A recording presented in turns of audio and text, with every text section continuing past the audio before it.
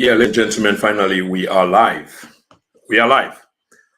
Um, Today is the 6th of October 2023. The time on my side is 22:32. Yeah, absolutely 22:32.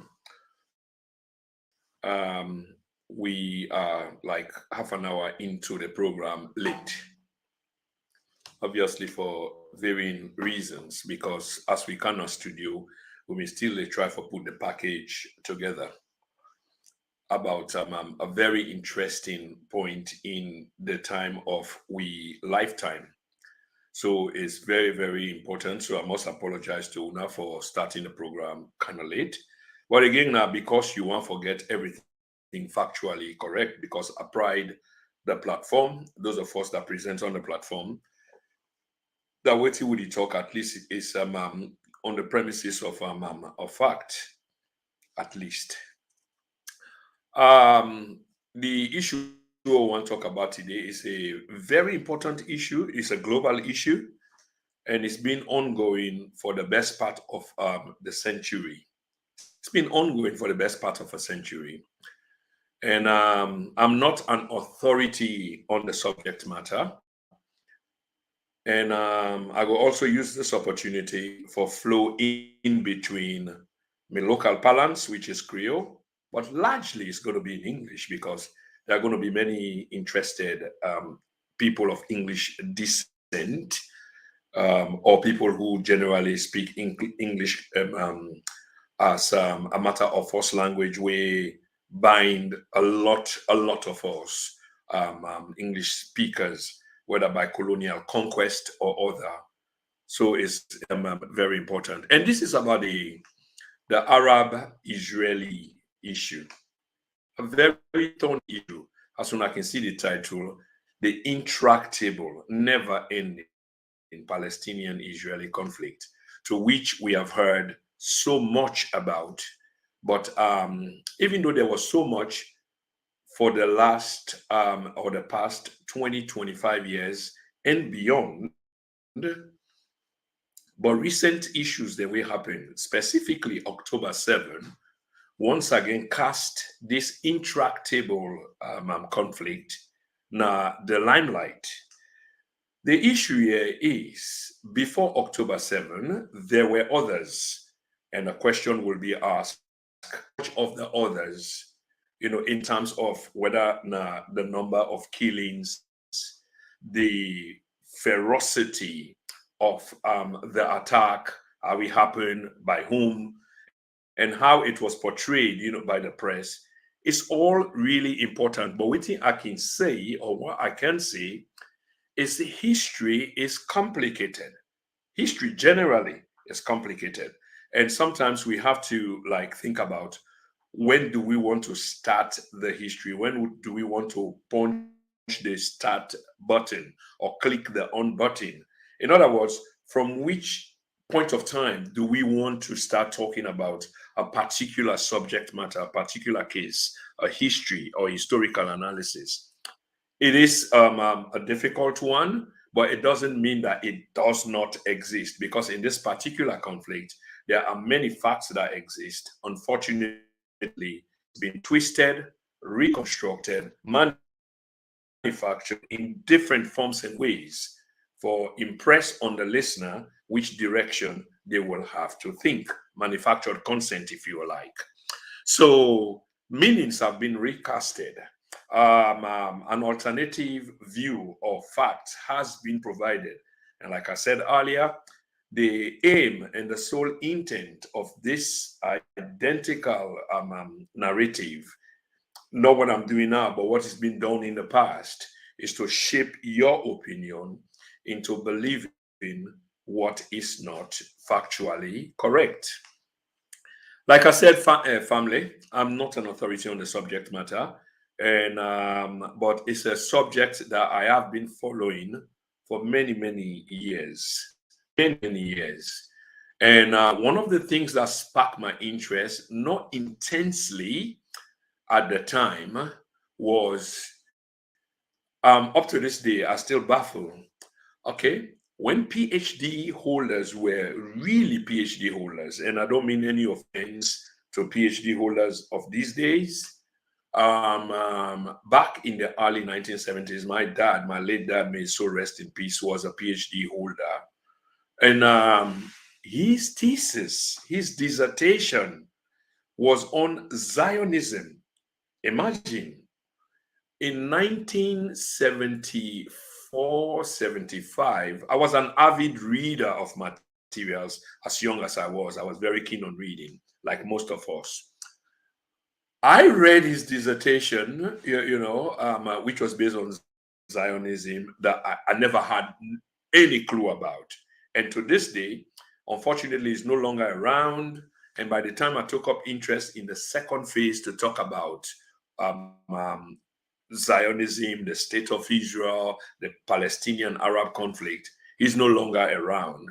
But why did he wrote his dissertation based on Zionism? By the way, Zionism is a political ideology, and we'll talk a little bit about this in this particular program. My late dad went to Howard University, which was, I believe in America, they call it HBCU, historically black college or universities, HBCUs. Yeah. So he went to Howard, and at that time, in the 60s and the 70s, it was a hotbed for political discourse. People looking for aspirations, people looking for self-determination. So it was this conglomeration of issues that was happening then, whether it was Vietnam, the war in Vietnam, and many other things around the world, including the Palestinian Arab issue, which has been ongoing, like I said, for the better part of the century. So I have no clue as to why he chose the subject matter, but he did. But this is where, in the first place, I came to know what Zionism briefly was about and what is Zionism or what Zionism was doing. So I read it. I mean, it was available in hard copy. He had a hard copy. And like I said, I was consuming, materials at a rate, for my age then, probably 12, 14, unbelievable. Yeah. So that was it, but never understood the construct of it all until in my adult age. So, anyway, what I was trying to say is how complicated history can be and how meanings have been reframed, recasted to give people an impression of what is not, to give them the impression that this is what it is, whereas it is not. Alternative reality.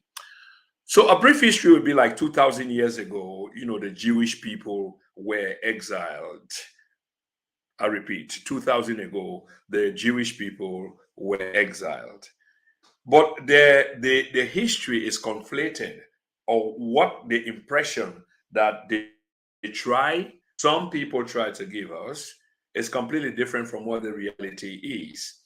Whilst it is true that 2,000 years ago, the Jewish people were exiled, but exiled from where? By whom? And the argument around this is this then makes them to have a title deed to the land called Israel. But what we also need to remember is not every Israeli is a Jewish. Not every Israeli is Jewish, but every Jewish is Israeli.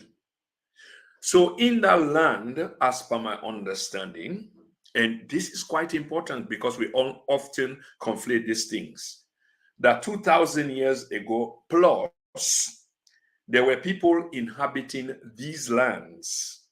And these people, be it Jewish, be it Arabs, be it Muslims, be it Christians, I don't even know whether they existed then in that form, but side by side.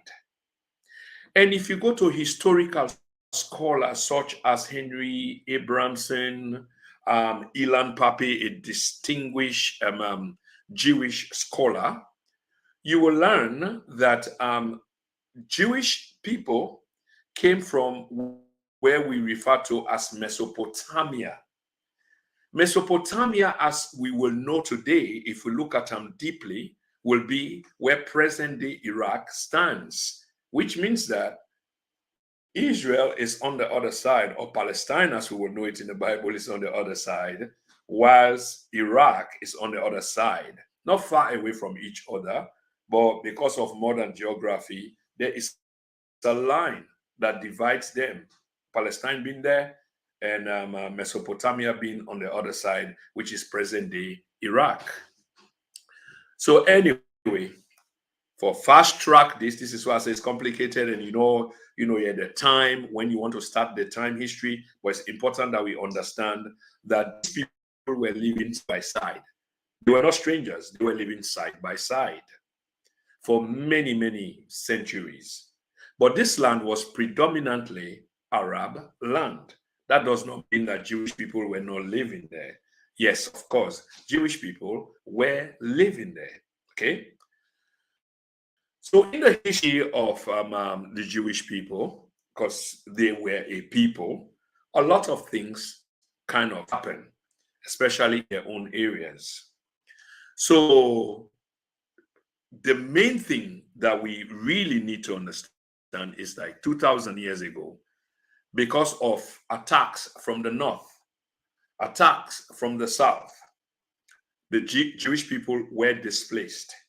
They lost something like about 10 tribes that the Bible referred to as 10 tribes. That's from the north. And later on, there was a further attack from the south, and that displaced them. And they became, as a consequence of that, became scattered all over the world. Okay, all over the world. Now, we need to understand that the state that we are talking about, which the Jewish people came from, if we call it a state then, or territories, if you like, was largely Palestinian. And that's in the Bible as well. Suddenly we've forgotten about what the Bible says about Palestine, or Philistines, if you will like. Anyway, all of this, and you will have to forgive me, listener, because, and we will come back to this in another episode. I just really wanted to touch on this because it's mainly garnered towards what happened on October 7 and why we suppose it happened. But then, if people say that it did not happen in a vacuum, that there is a context. So I wanted to provide a brief history or background of that context of vacuum in which it did not happen. What really happened, how we arrived at this. So the long and short of it is, after 2,000 years of Jewish exile, they returned home. But who returned home? Let's be honest. Because from my understanding, reading scriptural verses, reading the works of historians, academics, there's a narrative that said the Jewish people were caught up outside of their homeland, and they cried unto their God, in parentheses, their God. And their God sent them a prophet called Moses to deliver them out of the land of Egypt, where in bondage. Now, I stand to be disputed on this. And if you've got a comment, please, let me say to those who are watching, if you've got a comment, please make sure that you put it in the chat room, because I will look at it. And if you disagree with something strongly, or you want to add to what I'm saying, because I'm jotting on the history here and there as I want to touch on a main point, please feel free to call. The number is on the ticker screen at the bottom. Where's my phone? Let me just get my phone closer. So Moses came and delivered these people, as was instructed by God based on the prayers of Moses. Are you hearing me? Not based on the prayers of Moses, sorry. Based on the prayers of the Jewish people to their God. Their God then appointed Moses to come and deliver these people from bondage in Egypt, which Moses did. But something significantly happened during that period, because when Moses climbed onto the mount, Temple Mount is called, I believe, in ancient history, to have a conversation with the God of Abraham, the God of Isaac. Okay? The people who he was supposed to deliver became impatient, and they indulged into all kinds of acts. Before they called upon Moses, they were indulging in all kinds of acts which were not concomitant, which were not compatible with the practices religiously of the Jewish people. In other words, you had people within their midst who had doubts, whose faiths were compromised. So these same people were part of this crowd that was meant to be delivered by Moses. But we also need to understand something going back. This is why I say history can be complicated. And the time that you want to talk about is so difficult because it does not happen in a vacuum, or there are contexts, or there's a context to it. So therefore, you keep going back and back and back. But we need to also understand, historically speaking, from sociologists, anthropologists, that during the existence, that would be probably around the 2nd century before modern era, BCE. Sometimes people say before the entry of Christ. Jewishness went through a number of changes because they either expelled from where they were, they either got penetrated by other nations, in inverted commas, and other cultures. But they try to keep their culture to themselves, but not every one of them. For example, I think that was in the 2nd century, they were penetrated by the Greek culture. If you've ever heard something called Hellenism, Hellinism, was a kind of Greek culture.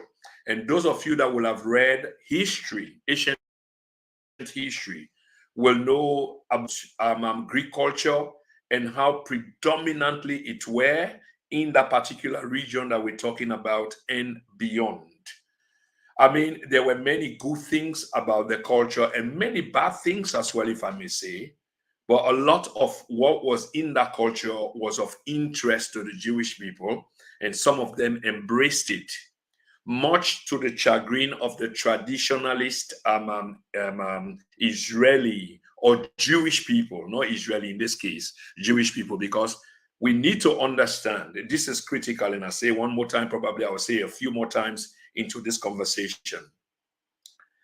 Every Jew is an Israeli. Every Jew is an Israeli, but not every Israeli is a Jew.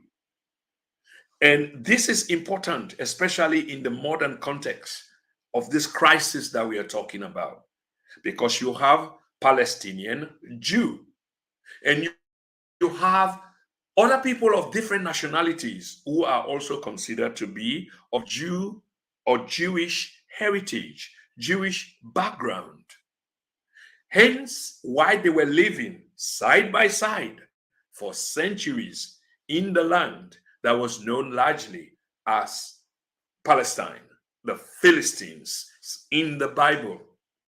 Okay, it's in the Bible. We also need to distinguish this between an ideology called Zionism. Remember, I was talking about a dissertation my dad wrote back in the early 1970s about Zionism. I remember I have a cousin, some of you watching now may know him.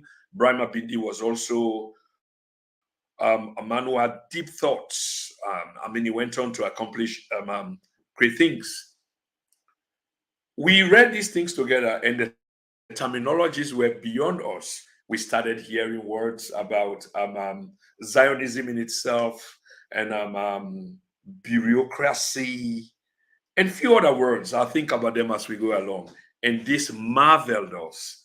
And we had this, I think we had a dictionary then because we were familiar. I mean, we tried to get familiar with words, so we're not just reading them. But of course, for the mind of a 12 or 14-year-old, it was way beyond imagination. But we need to understand Zionism as a political ideology, which is different from Jewishness. So Zionism tried to attach itself to Jewishness because there is some level of Jewishness into it, but it was a political ideology. There's a lot of twist to it, by the way. So anyway, back into the culture, a lot of Israel, I mean Jewish, embraced some of this Greek culture, and traditional Jewish people did not like the idea. And that continued to this day, that they try to keep their faith, their religion, culture intact. Intact. They don't like penetration by others, outsiders. It's about them. To this day, you'll find Jewish hospitals only. You can call it discrimination. You'll find Jewish schools only, synagogues, and so forth and so on. They try to preserve that lineage and that that level of just us, weism. It's about we. Okay, so that happened. So when this was happening, it brought about a lot of upheavals, if you like, between people who were meant to be the same, just like any people. We all can be the same, but we have different approaches to different issues. We'll have disagreements, even though we are family, and we can narrow that down even to families, just family. You can see that there are huge differences in a family. They do have huge differences because they want to approach things in a different way. The same was true at the time of the Jewish people. So some of these people embrace some of these foreign cultures that were finding their ways into Jewishness, and others, known as the traditionalist Jews, did not like that. So upheavals, became necessary. And when a people are divided among themselves, they get weak, just like the saying goes, a house divided will not stand. So a lot of things happened, and the Jewish people became weak, were penetrated by others, and they were exiled from the land, and they went into different directions.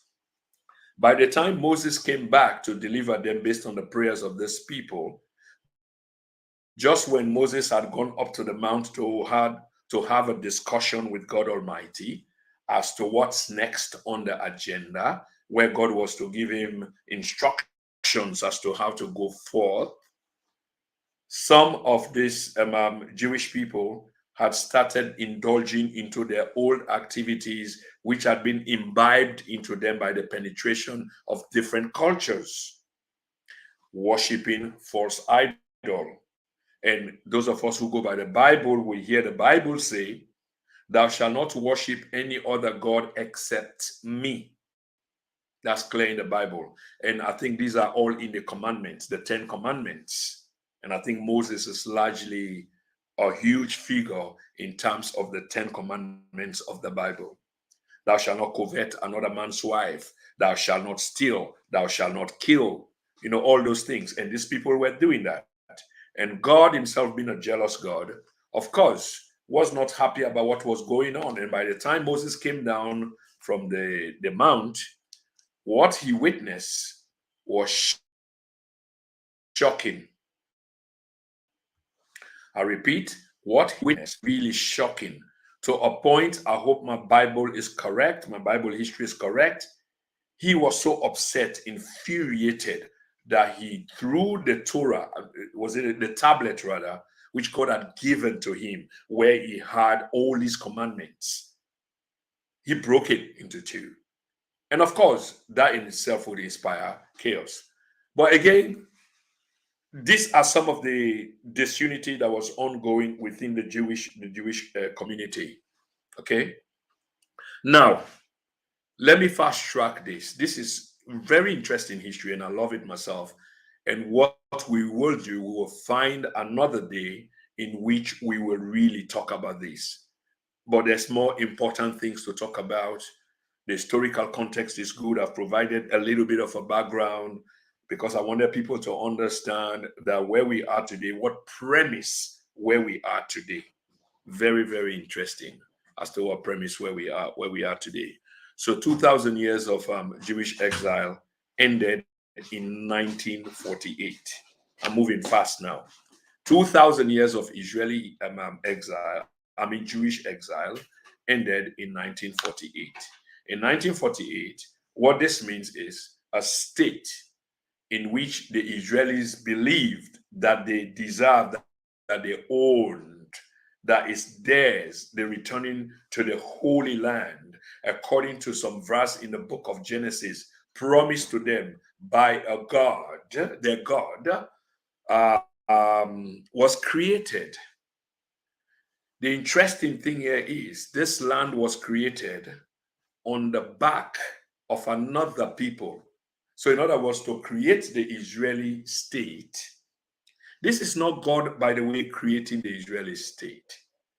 This is man creating the Israeli state. Okay? They claim that the state is theirs and it's a land of return, and the Bible said the promised land, and it was man who actually created it. The United Nations actually ratified the treaty and the recognition and the creation of the state of Israel in 1948, and other nations, including Russia, which was among the first to recognize the state of Israel came into being. But like I said, it came to be or been on the back of the Palestinian people. So most of the land that you see today occupied by Israelis were once upon owned by us. They lived there. Here is the point. I want to give a quick example. There will be a few examples that we give tonight so that we can understand this to the root. Imagine if you had your place. So first of all, let's establish that this place was predominantly Arab. This is why you hear all this construct about the promised land and exile people and etc. Yes, there were people who were exiled. That is true. But the Palestinians were always living in this land. So those who were exiled, if they do have a right to return, which I believe in, they should have a right to return, how will they become predominantly the master of the land? That is the point. Predominantly the master of the land. And this is not God saying all of this, because we will come to this shortly. No, this is mankind saying all of this in agreements after agreements, and who is the belligerent partner who is not interested in peace, or was only interested in the acquisition of land, somebody else's land, and continue to defy international law by continuing to occupy the land of another people. And people want to give us the impression like God was an estate agent in his business. As an estate agent, was able to apportion land to different people. This is yours, that is yours. Only thing in this case is it appears as if some other people had to lose in order for others to benefit. But we'll get to that shortly.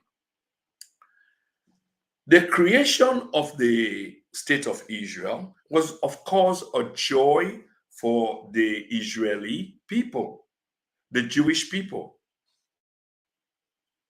A real joy for the Jewish people. Now, let me revert back to history a little bit. So, Palestine used to be a British mandate. In other words, Great Britain at the height of their power, not even at the height of their power, because by 1900, the Empire of Britain was declining, seriously declining. They could no longer maintain their vast empire, and was giving them up here and there. By World War I, they were weak. By World War II, they were even weaker. Very, very weak. But anyway, they had a mandate on Palestine. That's why you're British Palestine. So they had the authority to govern the place. At some point, they decided, at the turn of the century, they decided to give the people, another people known as the Israelis, I mean the Jewish people, Palestine, to give them as a land under the auspices of the Bible, the book of Genesis, that a people will be promised a land and the people shall return to this land, because this land is the promised land. But this land was an occupied land. Sound very much like the Christopher Columbus, Pedro da Sintra, Prince the Navigator stories, going into other people's lands, and then while people are living in those lands are occupied, they are not empty. They are inhabited by people, but they keep saying that these lands were discovered. It's critical to understand when you say discover, which means that you own the land because you found it. So you can redefine it, redesign it in your own making, just like God creating its people in its own image. So if you find something and there is nothing there, it's vacant, it's a vacuum, it's empty, you can design it in your own liking. This is what they did in centuries gone. So Britain decided to encourage immigration by Jewish people all over the world to come to Palestine, which was supposed to be a state for Jewish people. But do you know the interesting thing? And this is very interesting and it's worth noting that whilst we were being told that this is the promised land for our people who were returning home, there were two other nations that were considered to be given to these people.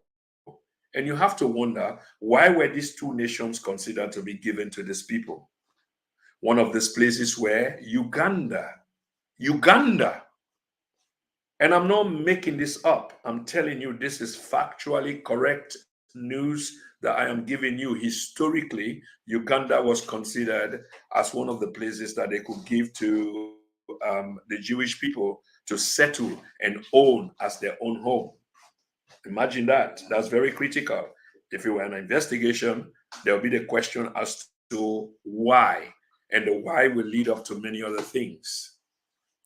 Also on the table to be apportioned or given to the Jewish people was Argentina. Argentina was also considered as a country that could be given to Jewish people as a homeland to resettle them. Can you imagine? So this notion about a promised land of a people who are of Jewish, origin, if that were the case, why were they not immediately taken to where originally they would have been from, or where God would have promised them a land? But instead, all of this were planned by people, and other lands belonging to other people were considered prior to moving to the Middle East. And I'm serious about this. There was Uganda. Uganda was seriously considered to be given to the Jewish people in the diaspora to settle and make it their homeland. Second on the list was Argentina. Eventually, they ended up in the Middle East, in a place known as Palestine, okay, where Arabs and Israelis were living together side by side in peaceful harmony.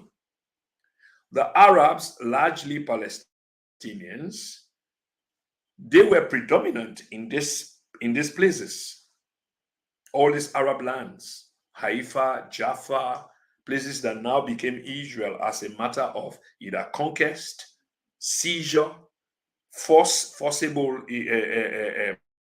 entry, and just simply colonization and settlement, which is all against international law, happened. But we will give the background to all of this. But the idea is the Arabs were the landlords in Palestine. When immigration was encouraged by Britain and others, and then largely Ukrainian Jews started returning. They were actually buying land from Palestinians. Palestinians were actually, because they had the deed or deeds to the land, they were actually selling land to the people who were coming because they never understood the agenda. They didn't see it coming earlier. Okay, they were to realize this, but by then, a huge number of these people had returned, either legally in the sense they were encouraged by the person who had the mandate, or the state that had the mandate to govern the territory, which was Great Britain, or they had sneaked in undercover. Because persecution as well, we should not forget this, was ongoing in Europe against the Jews, especially in Germany. Not only in Germany, it was also happening in Poland. In Poland, in Germany, they had concentration camps. They had gas chambers that they set up to mass murder Jewish people, people of Jewish origin. But this was in Europe. And sometimes people say the conscience of these Europeans led them to want to give back as a matter of repairing a damage that they did, especially during the Second World War. This happened before the Second World War, but during the Second World War, this heightened. This was under Hitler and his henchmen, Eichmann, and I've forgotten a few other names, who designated experiments to experiment the superiority of human beings based on their DNA, their blood, and their anatomy generally. Of course, this is true. They commissioned those things. We Black people were at the bottom of this. They murdered us. They chopped our heads off to perform experiments. They did similar things to the Jews. Castrated them, put them into gas chambers, and killed them. Mass murder them. This was the order of the day. So by the time World War II ended, a state of Israel had to be created. Take these people off. But before that, there had been a movement in Europe in which it became known as the Zionist movement, which embodied all the traditions and cultures, largely all the traditions and cultures of Jewishness. So they took the culture, tradition, and religion of Jewishness and input it into this political movement called Zionism. Zionism is a political ideology. So all these Jewish people that were around Europe used this to find a way, pressure European governments and others to create a state for them in a place that they will have an association or affiliation, pronouncing it the French way, affiliation or association, but association and affiliation with the land, because you can easily say it's Israel. And then if it's Israel, Jewish people have got a stake in the land. So the leader for that organization was Herzog. I've forgotten his first name. I think he was a Polish Jew. You know, Jews come in different form of nationalities. And that's what we see happening while this conflict is going on. They hold multiple passports. They can flee to different countries of origin. Some got 2 passports, 3 passports. And that's what we saw happening. Anyway, when the State of Israel was created in 1948, it was on the expense or at the expense of the Palestinian people. And the Palestinian people came to know this day or call this day as Nakba, Nakba. I think it's an Arabic word meaning catastrophe. And it was catastrophic because what happened was hundreds of thousands of them were expelled from their homeland. It was deliberate. It was deliberate. This, what we are seeing, started deliberately a long time ago because the objective is to take the land. And there is an agenda, it's called the Greater Israel Experiment. And we'll talk about that if time permits us on this particular podcast. So the Palestinians call it the Nakba, which is a catastrophe in English, because hundreds and thousands of them were expelled. And just a quick footnote, these hundreds of thousands of them that were expelled, they ended up as refugees in places specifically like Gaza. So the people in Gaza are refugees in their own home, and their children and grandchildren.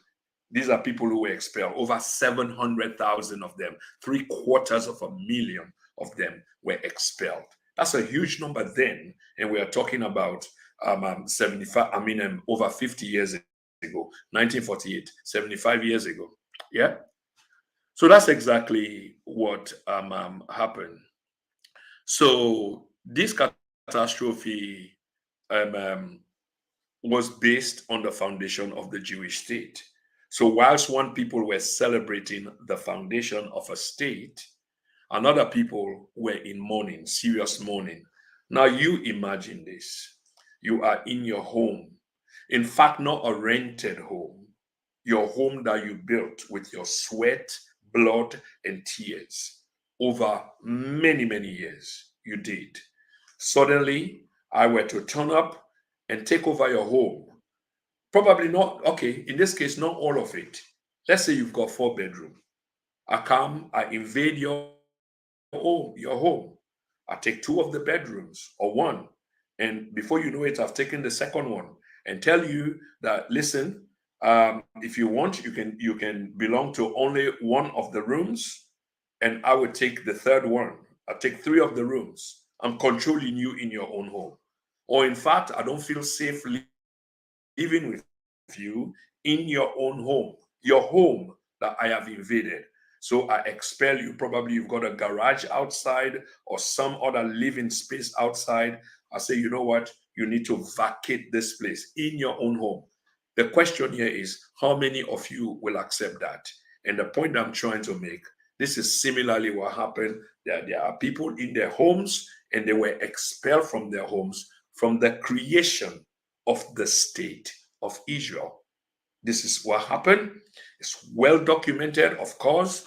I've started this program by talking about the recasting of meanings, definitions, providing alternative facts and realities, just to shape our opinion into believing what is not.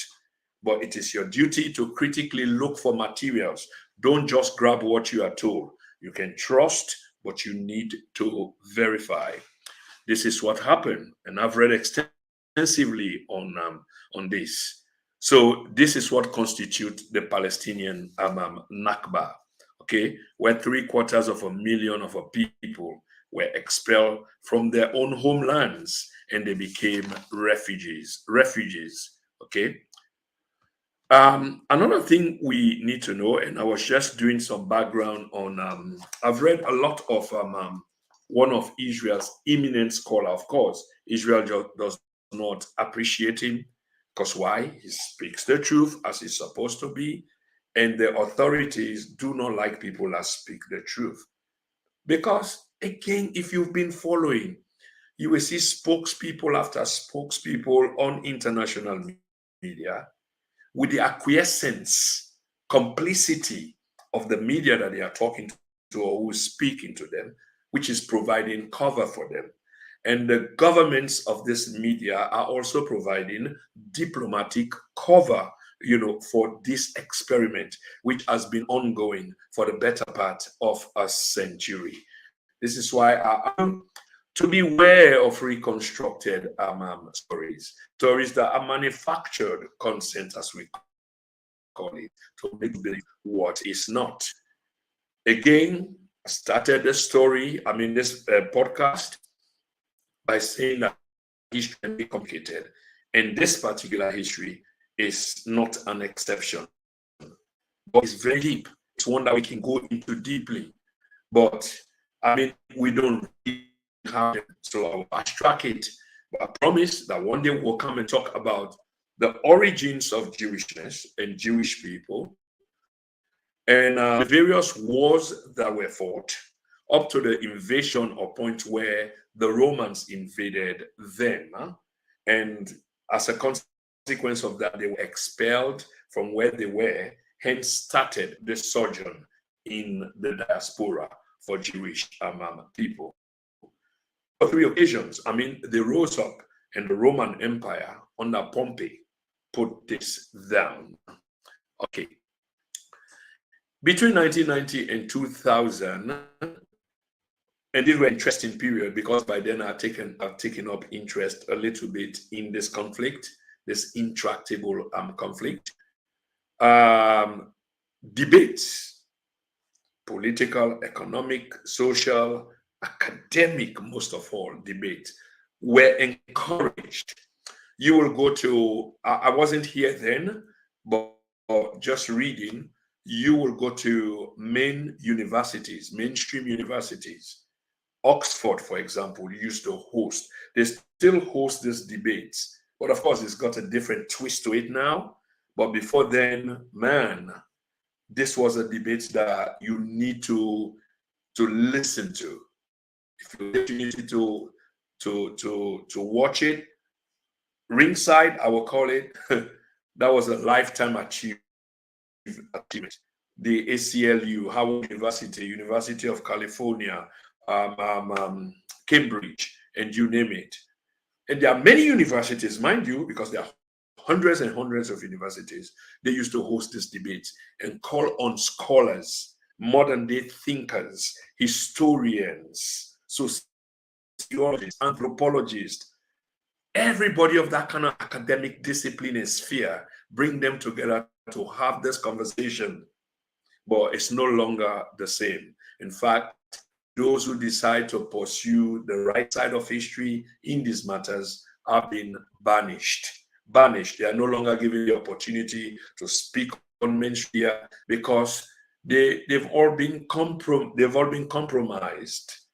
Those who spoke then, those who decide to remain true to their roots, like the Ilan Papis, they don't give them, a mainstream audience any longer. Professor Dr. Norman Finkelstein, who has done enormous work on the subject matter, and I will admonish you guys to follow. And there are tens of dozens of others. And you don't have to take it from people of other nationality, like I was listening to Ilan Pape. Some of his Palestinian colleagues, got a little bit upset with him, not in a serious way, but the idea that he was the one telling the story. And guess what he told them?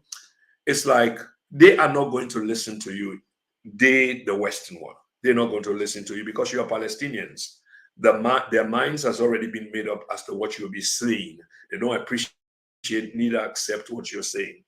I am an Israeli, that's Papi, Ilan Papi, and they will listen to me. And this is true, what he was saying then. But now he's been ridiculed, and called all kind of names. Daniel Levy, a journalist of eminence, a prize-winning journalist, an Israeli, has done magnificent work on this particular issue. And up to this day, for decades, he stood his critique and has helped people like us to understand the situation from another point of view. Is himself been ridiculed and is not being given a platform that he deserves. Because why? What he says, the state of Israel does not like it. And like I say, there are many more academics. The unfortunate thing is some of us just believe in the twist, in the manufactured content that legacy media, mainstream media gives us. And that is what we're run by, forgetting to know that the history is there. And sometimes not even the history that is lying down in British museums or libraries, American libraries, Swedish libraries, French libraries, because all of those have been doctored to give us a different impression about the conflict, whereas the real conflict is there. And this is what we need to understand. So prior to 1948, what was sold to the Jews was premised on what I want to call the Bible myth about Israel defeating the Arab Goliath. So, in this sense, what this means, and we've heard these stories in the Bible, that's why I tell friends, yes, the Bible has to be respected, but it's a book of stories. And this is an example of it, which you can use as an analogy. You know, in the Bible, there's this story about David and Goliath. Goliath is a Philistine, huge, massive. I remember when I was in primary school, that would have been in Cathedral many years ago. We saw the stories, we saw the books that were written. Like I say, I was consuming books voluptuously, well read on, those storybooks that was coming up then. Storybooks, Rapunzel, the bear, the princess and the bear, and Jack and Jill, and you name it, and few other interesting books as I, moved on. We saw the story of David and Goliath. Goliath is this massive, bulky Palestinian, Philistine, as they were called. And then you had little David, who only had a sling and looking lanky, as opposed to this massive, bulky or bulk of a giant called Goliath, who is from Philistine. So this basically was a battle between the Philistines, Palestinians, and the Israelis, represented by David. So one is massive, and then the other is small in stature. But the one that is smaller in stature, which is David, representing the Jewish clan, defeated Goliath, representing the Philistine, the Arabs, the Muslims, if you will like. Do you get the story? So on those bases, a lot of things happen. Like the smaller guy, smart enough with only a sling and a stone, beat the giant who had won so many wars, like a decorated soldier. So on this basis, the Israeli state grew and was explained in the stories to subsequent generations. So it talks about, and this is the beginning of the myth of invincibility of Israel, which was held largely true for many decades after 1948. If you go back to the Arab-Israeli conflicts, the war in 1967, and then the Yom Kippur War in 1973, in which, despite all the enemies at the time surrounding the Israelis, and I want to put it, in a way to shock your conscience, there were about 300 million Arabs, and there were just a few million Israelis. And these Arabs, in their massive numbers, were surrounding the Israelis. But the Israelis, when they went to war, they prevailed. They prevailed. In other words, they beat the entirety of the Arab world, which had the numbers times over the Israelis. So these two wars made Israel to appear as if they were invincible. But that myth was broken some time ago. Some historians will say 2006, in the war between they and Hezbollah in southern Lebanon. And then with other things that started happening, intelligence failure, coming up to October 7.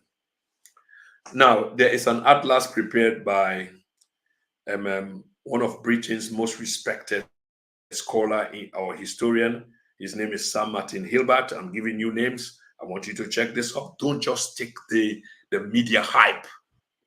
Be interested in the subject matter. And if you want to have a cogent argument in the public view, to be respected in terms of your views, other than just dismissive and just believing because why? A mainstream media press or mainstream author or mainstream presenter or journalist told you so, you will be missing the point, because the materials are there for you to read. And the falsity in this narrative is just too much. The impression that we've been, even when we watch the news, you've got to be careful what you're hearing, how you're hearing, and interpreting what you have been told. Very, very good. So also check the of Britain's greatest historian, Sir Martin Hilbert. He died over a decade ago. But that atlas still remains central to the discussion of today regarding the Arab-Palestinian, Israeli conflict. That atlas is called or referred to as the Arab-Israeli conflict because it shows the lines, it shows the position, the structure. I mean, those of you that can read, I'm not a very good map reader, but at least if there's nothing complicated in a map for me to see, I can see it that this is larger, this is smaller, this is north, this is east, and you name it. But it's important for you to visit that map or look at the work of Sir Martin Hilbert. In 1948 as well, the Israeli had more soldiers. In other words, the point why they were victorious is what I'm about to tell you now. So they were victorious because they had more soldiers. So it wasn't about the numbers in terms of people. Remember, I said surrounded by 300 million Arabs, 300 million, and you had only a few million. But the few that you had, they were sophisticated. The Arabs were not sophisticated. They never had sophisticated weaponry, never had proper intelligence and things like that. No, they never had.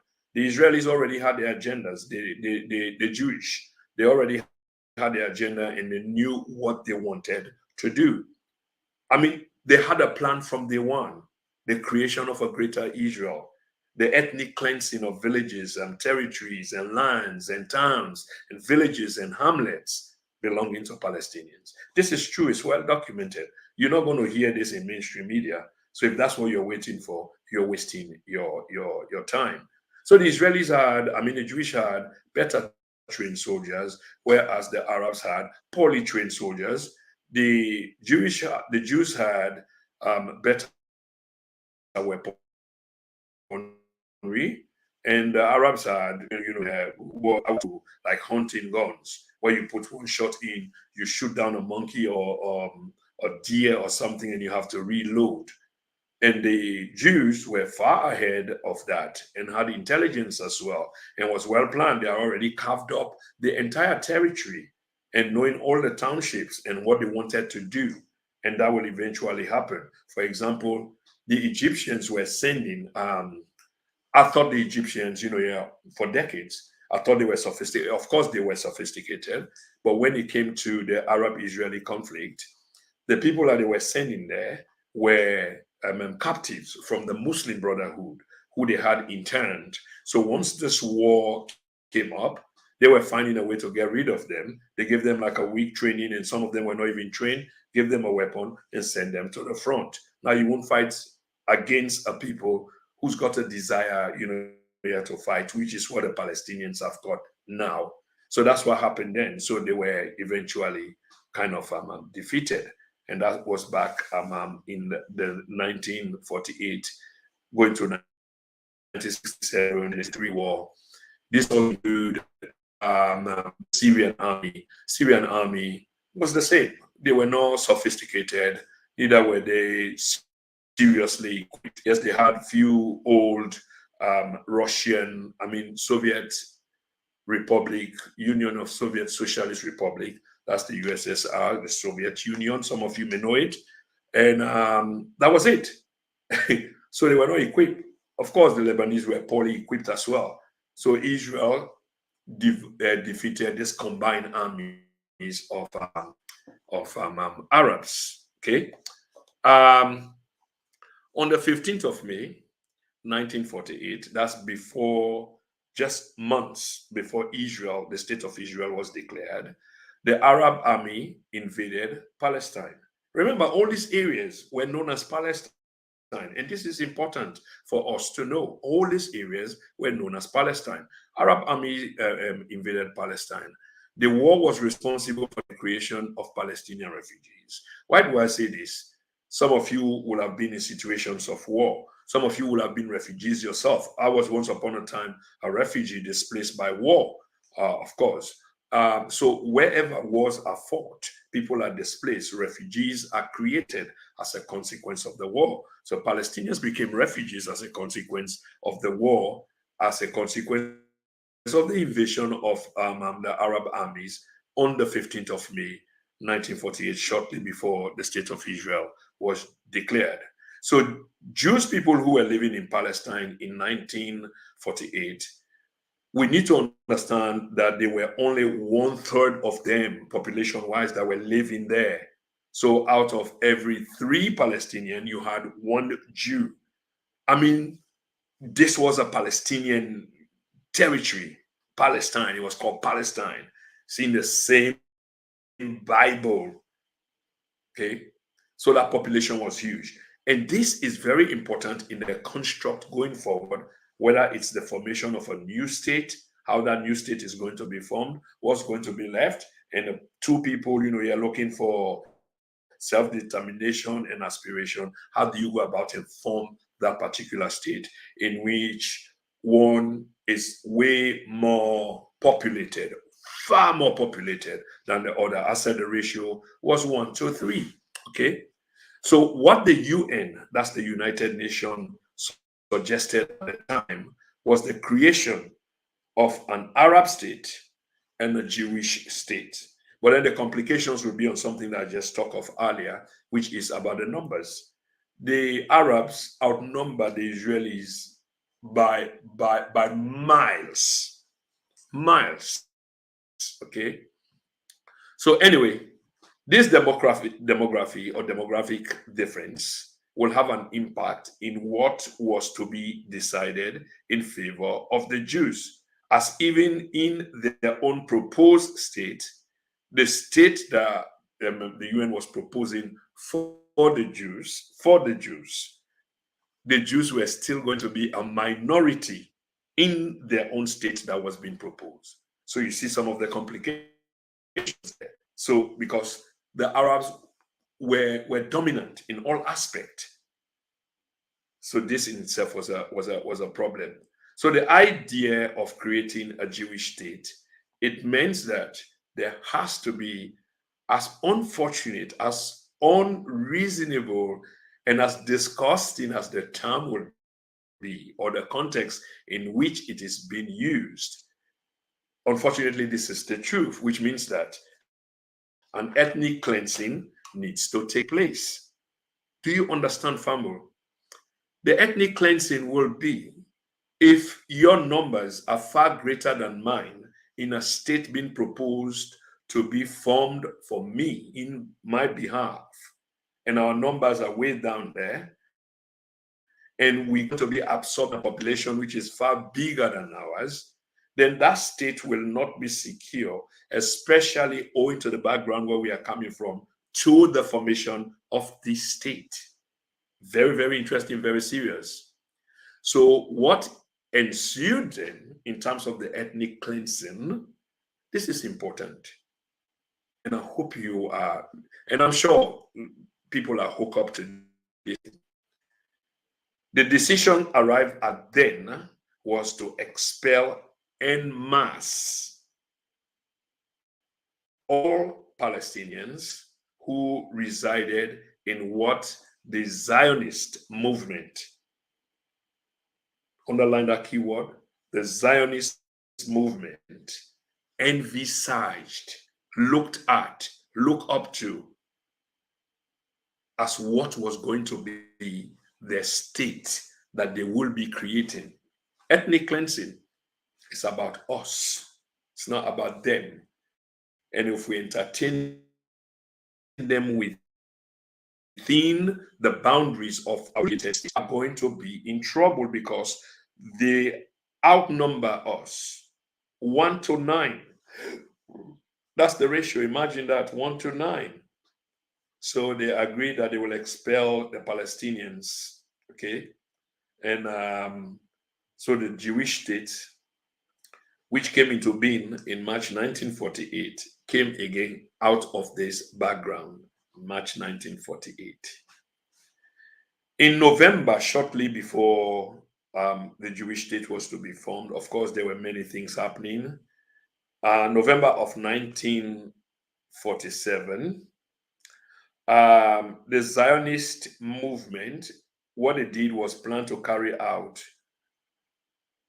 mass expulsion, which I just talked about, mass expulsion of Palestinian people from their land, from their land. There, not the Jewish land, but the Palestinian land, because you have to get this thing over your head that this land was Palestinian. But they lived side by side with Jewish people, and the Jewish people at some point had 6% of the land. Imagine 94%. So the Arabs did not really mind. They lived side by side. And in fact, at some point, the Arab landlords were selling land to those who were coming from abroad, the Jewish people that were coming from abroad. And Britain was doing that as well, by the way.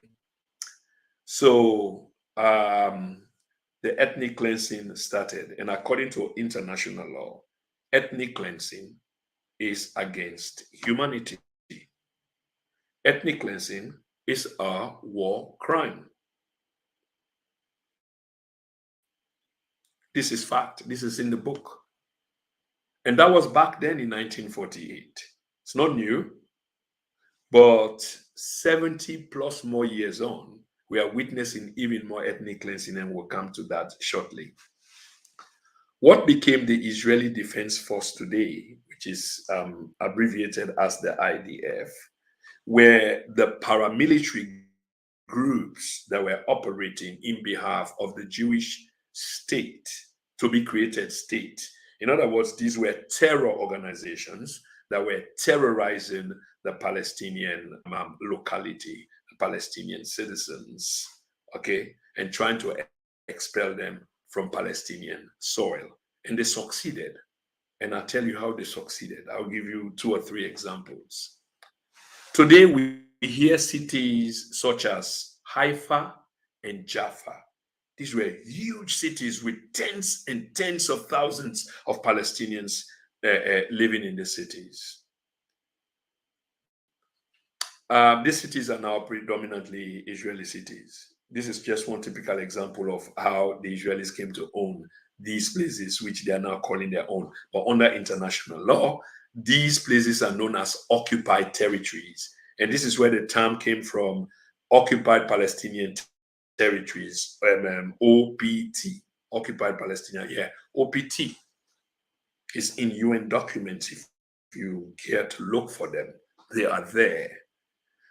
So they started ethnic cleansing these people, and in Haifa and Jaffa, 2 major Palestinian cities, the Israelis had planned, which was premised on the letter D, which was to destroy, and destroy.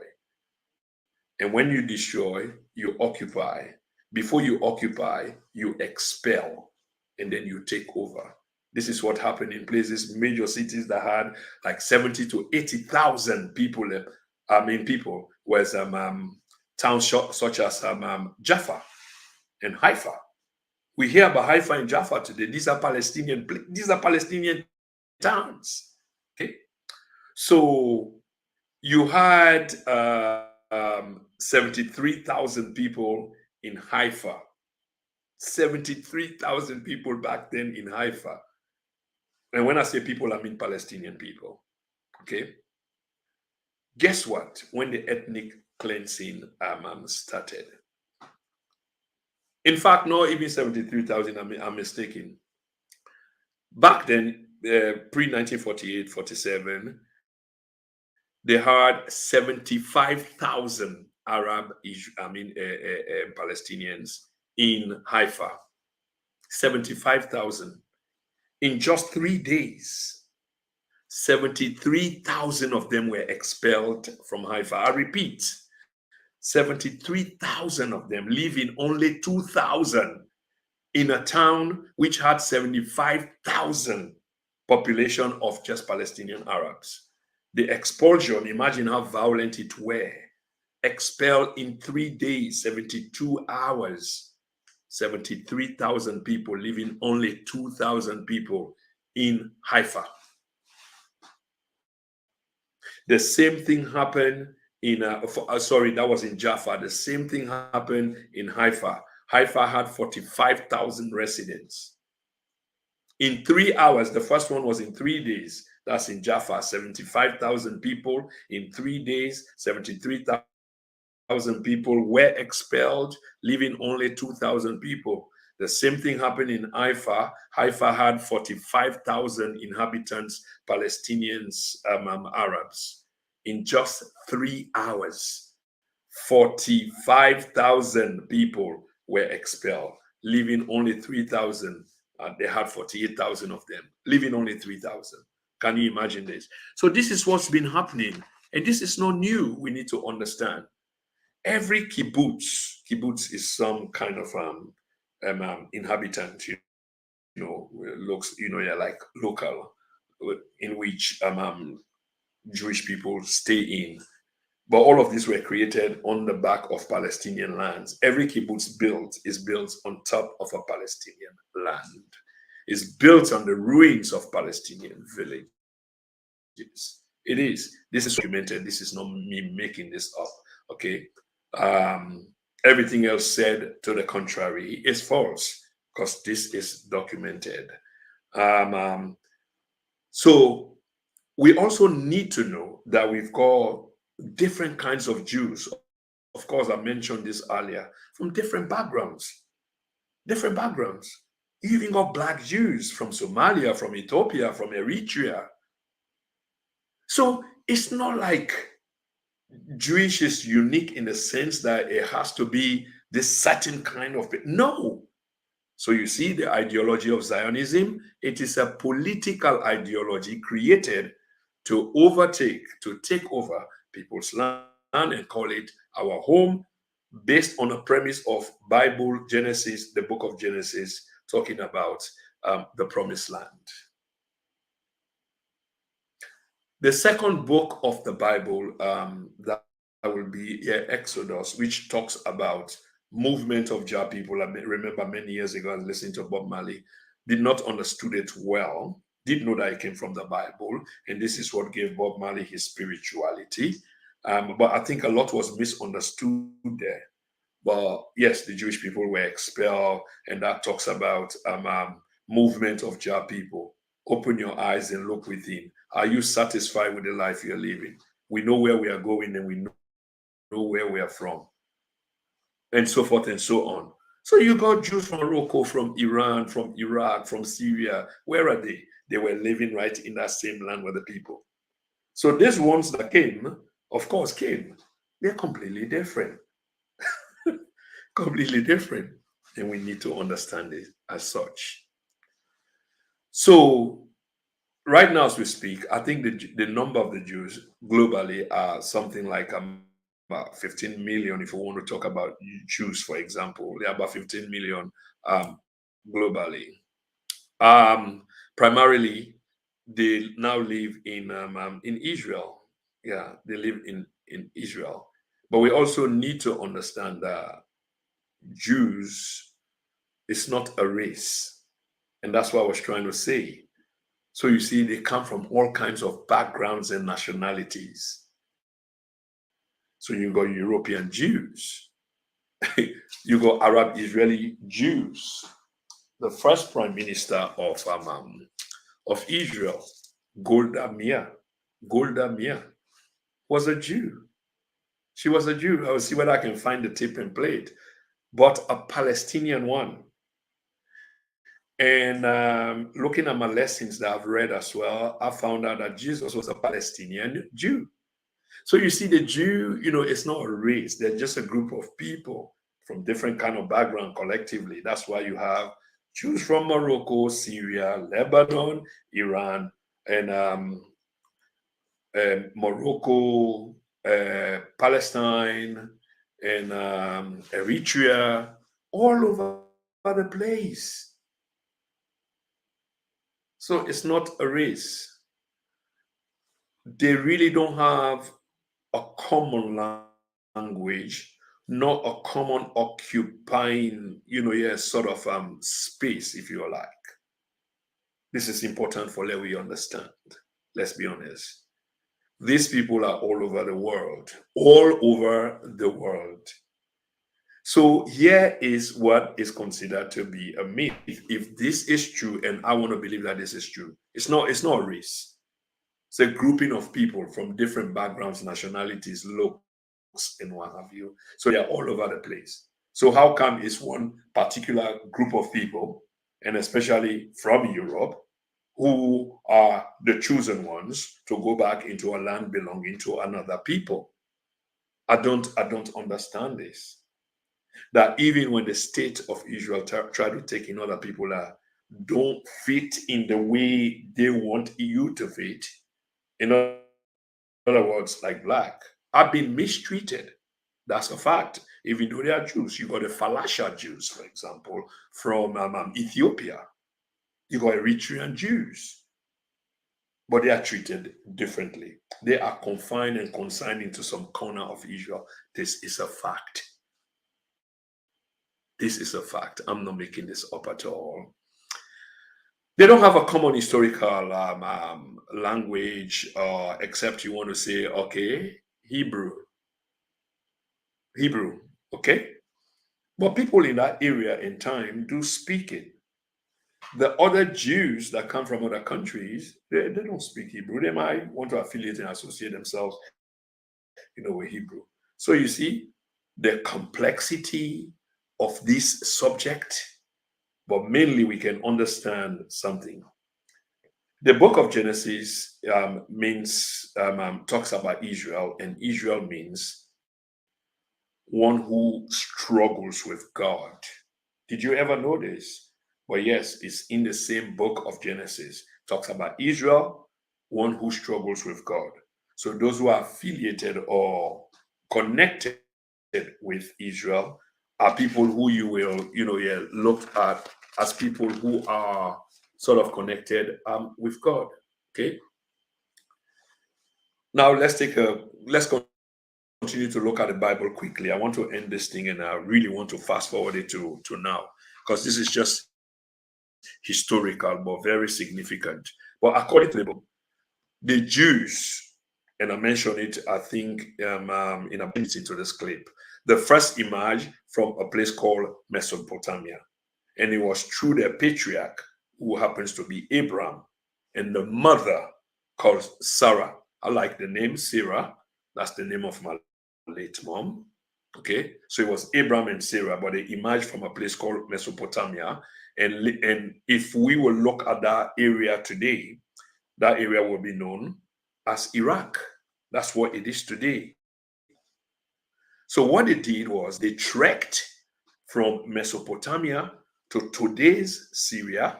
That's why Syria is so important in the Bible, with all these biblical names and connotations. On their way, they stopped temporarily in Egypt, and from there, they went down into Israel proper. What does this say? It means that this tribe, Jew, came from somewhere into a land Israel. So Israel did exist, but within a territory known as Palestine. But the inhabitants, who is this? 249. Let me see, maybe. Yes, I'm getting a call. Caller want to participate or question. Hi, caller. Hello. Hello. Yeah, is it about the program? Yes, about the program. Is it on? Yeah, I guess you were watching. That's why you called. Yeah, you want to contribute. You want to contribute anyway. Go ahead, please. Yes, please. Yeah. Your name, and where you're calling from. Concerned citizen. Okay, concerned citizen. Go ahead, please. Please. Yeah. Yeah, I tuned into the program. So what I did, I rewind it to get an idea of or understand description of the history from the beginning. So that's why, and I'm calling now. Okay. And I think there are some areas where you got it right, and some areas that I fundamentally disagree with you. Number one, the Philistine a completely different set of people from the Palestinians.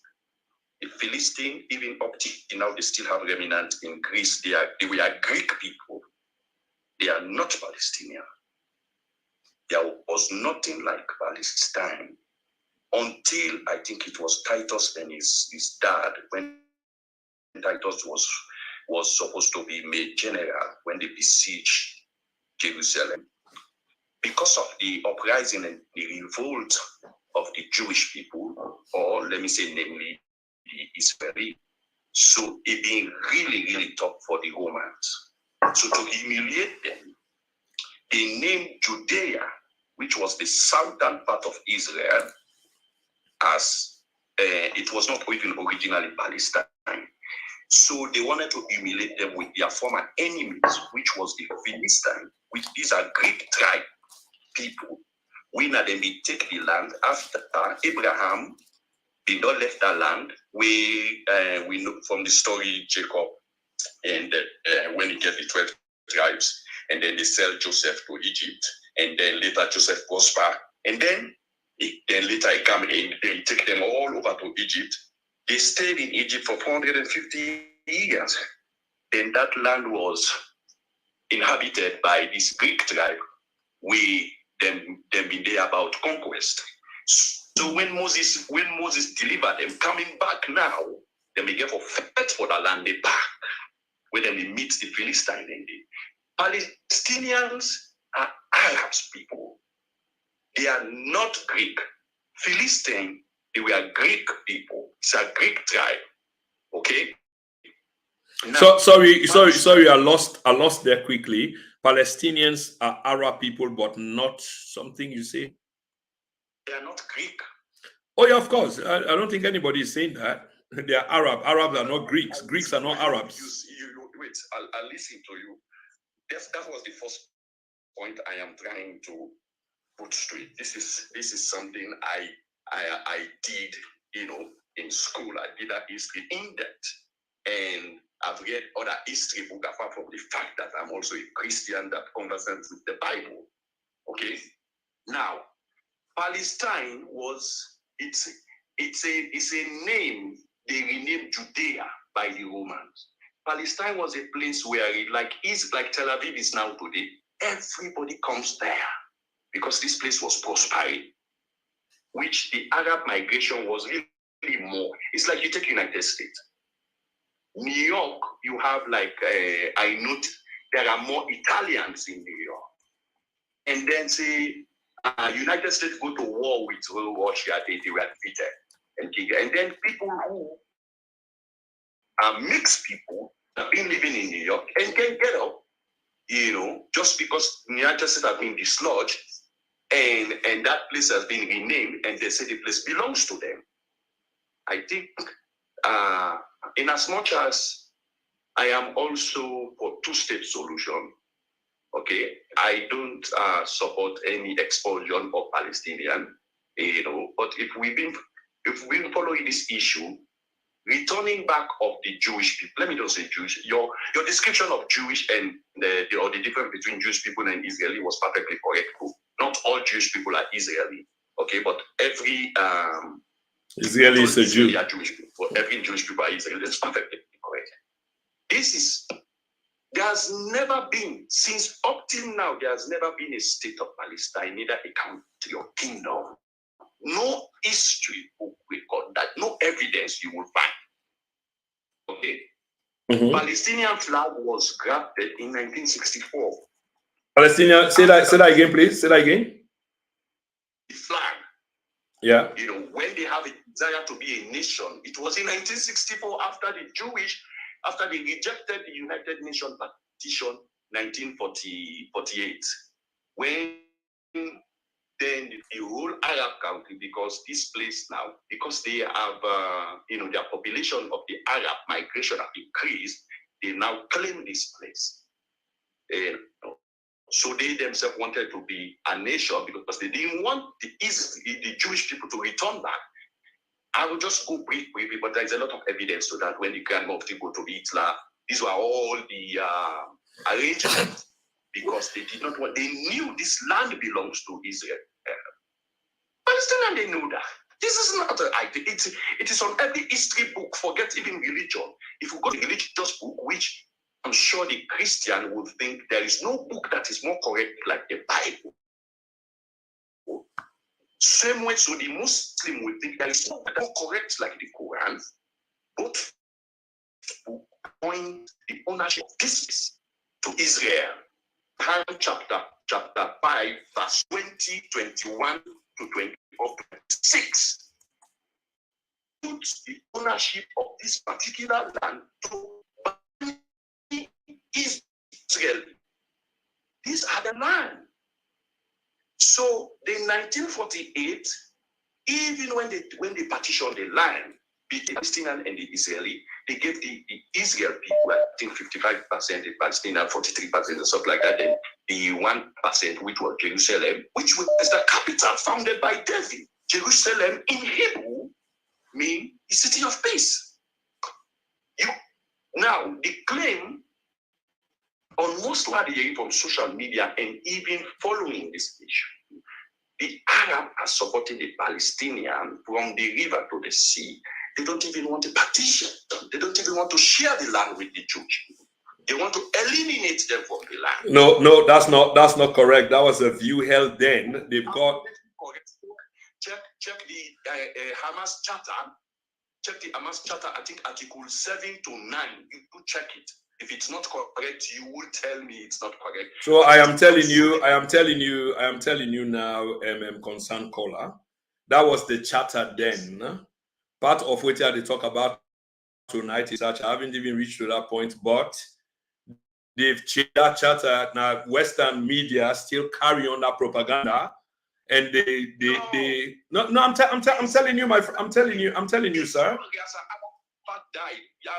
Yasser Arafat was coerced, even compensated for not only Hamas, even the original Fatah charter also did not recognize. They wanted the elimination of the Israel or the Jewish race. It was, I think, Bill Clinton who was able to convince them to abandon that particular.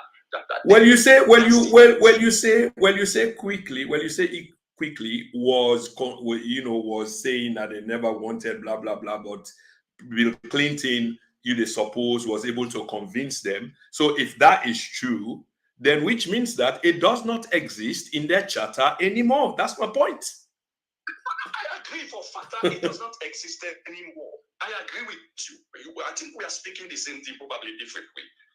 The bulk of the Palestinian people don't really carry that ideology anymore, but there is still part of them that is, especially Hamas, that is their sole objective. That is not again that's factually incorrect, and I will tell you now. You need for good research, if you will, that yes, at one point in time they did hold that as part of the charter, that they want all of the land because they believe that that is the land. But since Oslo, they have agreed that no, things have changed now. Hamas wrote to George Bush Jr., the son, in 2006, saying that as long as the borders of 1967 is recognized, they can have a two-state solution. You don't hear that in mainstream media. That's what the point is. But no, they don't move away from that a long time ago. And there's one belligerent party to this entire conflict, which I'll talk about. You got a last word? Okay, for that not hold you too much, let listen to you, because I still fundamentally disagree with you. I think you need to do more research. What do you fundamentally disagree? What do you fundamentally disagree with? As of present, Hamas charter articles still maintain the annihilation of the Jewish people. So I don't know which research you're talking about. What did you do, or whatever that it is? Yeah, I think there's a difference between Fatah, which is in the West Bank, and Hamas in Gaza. They have two different, one people, I would say, two different objectives. Okay, but like I said, I don't hold you lying too much. I don't monopolize the program. Okay. I'll listen to you for that. Okay, many thanks for that contribution. I appreciate that.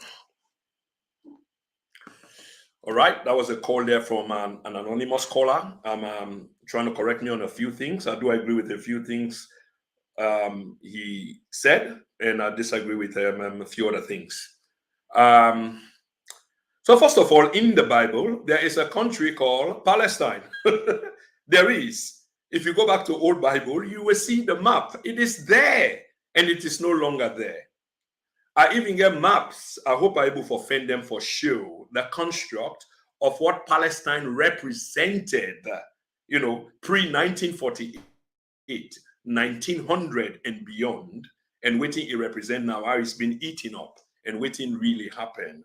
And I'm just talking about the last caller. Do I agree, with a few things, like you said. From the river to the sea, it's been misinterpreted. From the river to the sea. Hamas don't agree, say, you can go back to the 1967, but I am telling you about a letter that Hamas wrote to George Bush. And they were never replied to, by the way. So they've accepted it. The brother tried to talk about the Oslo Agreement, and I need for fast track bit. Let me forget about the history. Let me come, into the recent. I think that's quite important. And somebody else been try for call, but the brother been there online. So if you still want call, you want make contribution to the program, please feel free for do so. Okay, please feel free for do so. Now, let me just go straight to this point, if I may. It's a complex story of biblical proportion, but Britain had the mandate, and the state was created by the United Nations, not by God. It was created by the United Nations. And when the state of Israel was created, it was created on the back of the Palestinian people. Okay, there's another caller, I believe. Hello, caller. Hello. Yeah, I'm sure you want to contribute to the program. So your name and where you're calling from, and it's all yours. Yes, concerned citizen. Tonight is all about concerned citizens. One from Germany, one from the United States. Fire away, please. Concerned world citizen. Thank you very much for the history background, because it is very important. Let me go now, Creole. Let me switch over. A very important what you to do so for put this in context. I disagree with some of what in the last caller said. You are absolutely right about Hamas' new charter. The Western media and the propaganda machine, no one for speak about the truth. All this what in the happen in Gaza. But fast forward to Isawi Day today, we get a seat today now the Security Council. What I mean by we Sierra Leone, the president and his administration been the voice and talk brag about then get seat in that Security Council. So since they get seat in that Security Council, let them use their voice. What is happening today in Gaza is a genocide. It's a graveyard for pigs. What in Hamas do not justify what in happening today in Gaza. Absolutely. What in Hamas do not justify the occupation for 75 years. The dehumanizing, the demoralizing, the apartheid. No human being should stand for this. And we are in the United States here. We'll protest this weekend. We are living in Virginia. I the votes in Virginia, but tomorrow I no go vote. I need to vote for the Democratic Party. In 2024, we no go vote for this president. President Biden, I respect him. I think he has been a good president. I think he has achieved more than any president in the last 50 years in America. But I tell you this, they lose election next year because we have galvanized young people in this country and the Muslim population in this country within a critical state. We will not vote for him. Not that we will vote for Donald Trump, but we will sit home. We will send them a loud message. And right now, it begin feeling the pain already because in polls numbers are dropping down big time. The Democratic Party will vote against them with the silence. Tomorrow, we need to go to polls. We need to vote. We, the Sierra Leone government, need to stand out and use their voice. This is wrong. Okay. This is just wrong. All right. You know, this is just absolutely wrong. But thank you very much. Thank you for the history lesson. No worries at all. I appreciate your call, and it's a good thing that every good person for stand up and be morally conscionable that waiting to happen. Everybody condemn what happened October 7, but it not happen in a vacuum. And you can't begat violence for violence. This is not Old Testament. And how many more are you going to kill, decimate, and what have you for let you exact revenge because it looks like revenge? But I appreciate your call very much. Many thanks, brother. Thank you. Thank you. You're welcome. Okay, so that was another caller, and I appreciate that. Thank you so much. So I want to move on quickly to the substance of this conflict. So first of all, there is this Bible dimension, and you get for be scriptural, spiritual, for let you buy into that, and then forget about there is a political side to it in which actual people physically on the ground and then they take action where they make things for happen. So there have been UN resolution after UN resolution regarding the state of the formation of the state of Israel, of course, as a consequence of UN resolution, backed by the UN and supported by other members and opposed by others, of course. But it was the actions of people within the international community we make some of the issue there be resolved, but immediately turned into political. After the June 1967 war, now they move in and out. So please follow me, ladies and gentlemen.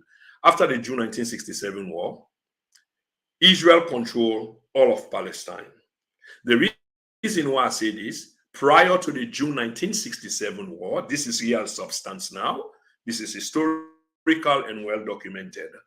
Prior to the 1967, you go no say Israel being controlled something like 50% of the land, or 50% of the land, or make them 50-50, prior to the 1967 June war. By June 1967, when they went into the war, Israel is now controlling all of Palestine. All of Palestine. But there is more to this. Under international law, every territory that is conquered, and this is important because if you say the land belonged to Israel and they were there and this and that and what have you, why then international law which seem for heavily favor Israel will speak against this? What does international law say? It says that every conquered territory is considered to be an occupied territory.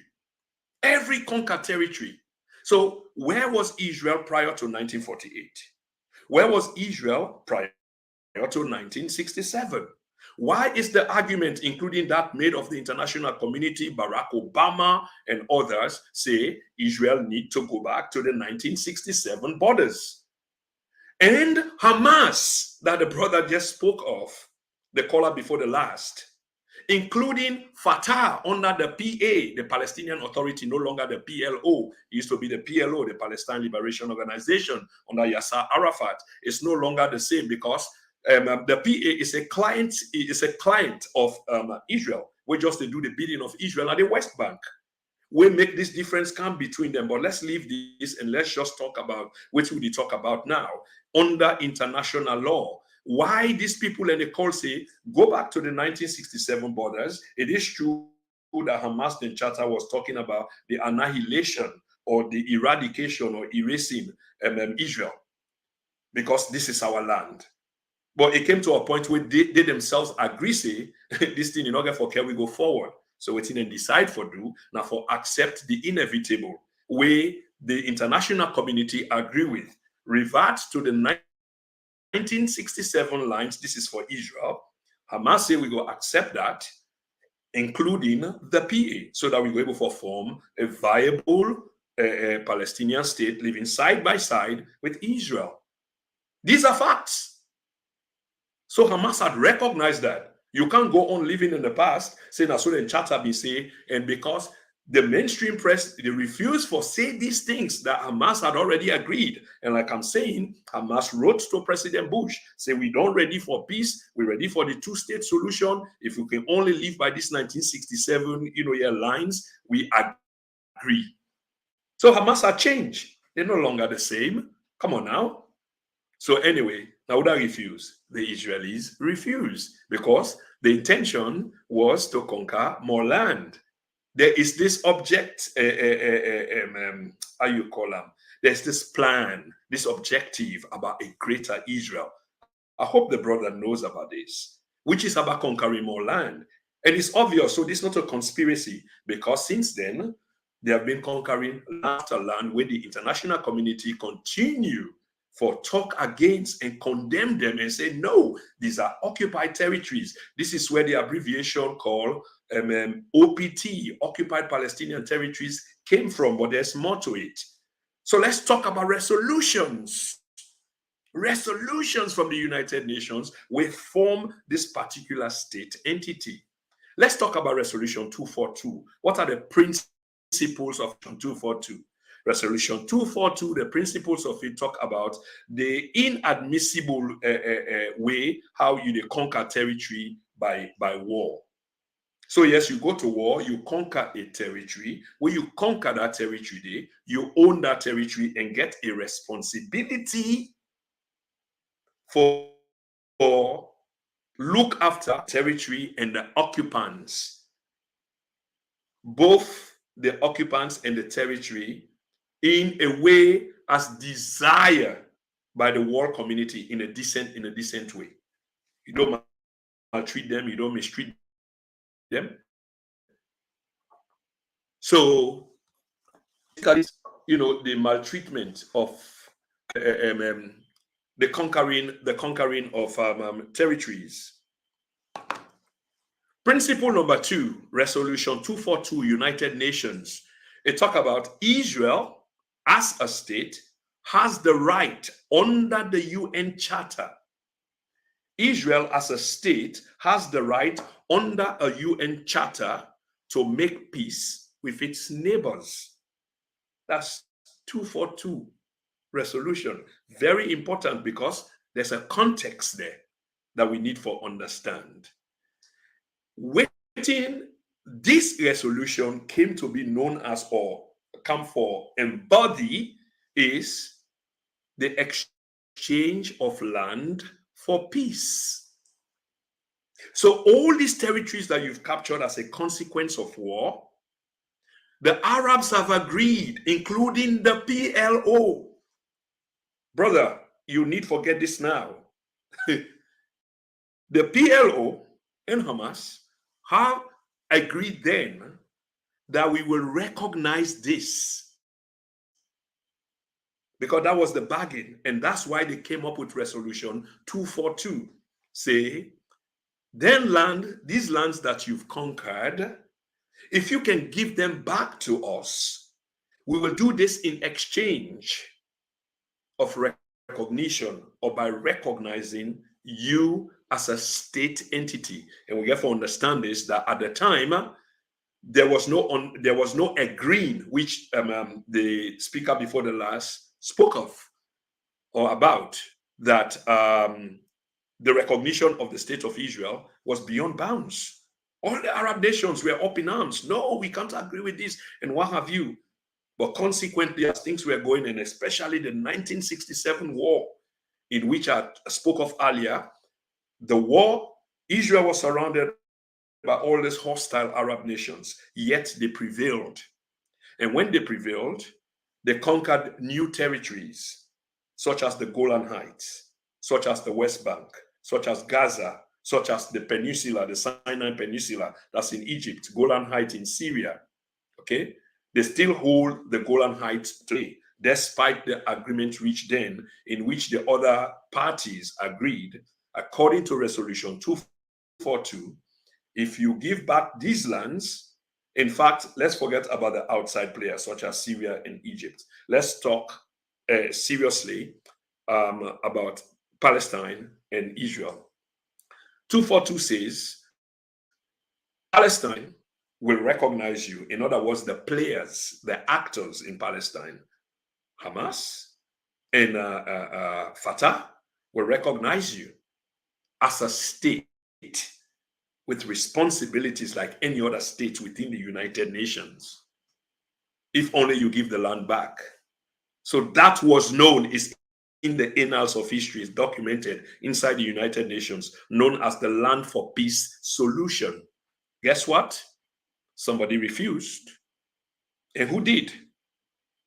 I'll leave that to you to look that up, and then gradually you begin to decide who really never wanted peace. Let's go back to 1947 a little bit. Like I said, I'll be playing in and out. Very important. In 1947, there was also another UN Resolution 181. And this was talking about creation, of the state of Israel. The creation of the state of Israel. It's not God in the heavens passing an edict. God is not a landlord, neither an estate agent that takes the land of a second people and promises it to a third people because of a first people. No, God is not involved in those kind of business. So this was man doing all of this. So Resolution 181, that's what he talked about. And I just talked about 242, that's in 1967. And 242 in 1967, for goodness sake, Hamas was not even around yet. Yes, of course, Hamas came in the 1980s. In the 1980s, and Hamas was a creation of Israel, the Israeli intelligence services. And what would be of interest is why the Israelis created help to fund Hamas. Why was it? If you did not know, I'll tell you now. Somebody was not interested in peacemaking. Somebody was not interested in ending all of this. So whenever the Palestinians made overtures, because the Palestinians saw themselves on the losing side at some point in this historic conflict, they decided to compromise.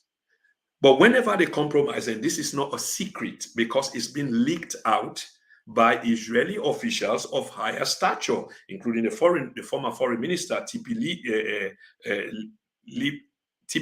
Livni. I hope I'm not getting her name twisted. Including other high-ranking intelligence officers. They've made this clear that this is what the case is. Whenever the Palestinians made overtures for peace, Israel did not like that. So they always find a way to scupper this process by creating a situation in which the Palestinians will react, whether violently and what have you, and that gives them a point to go in and just destroy everything else. That's what has been going on. Okay, that's exactly what has been going on. Now, let me begin to descend. Let me begin to land. Let me begin to land. I'm sure we are all getting somewhere. And in fact, that's why I said this history generally can be complicated. And this one is really a complicated one. It is interesting to note that the Palestinians accepted the terms of UN Resolution 242. This is a fact. It's not made up. I repeat, the Palestinians accepted UN Resolution 242. What did 242 ask for? All he asked for was for Israel to withdraw from occupied Palestinian territories known as OPT in exchange for recognition. Do you know what? Israel never did. It never did. So you make up your mind on who was wrong. On that, Israel never did.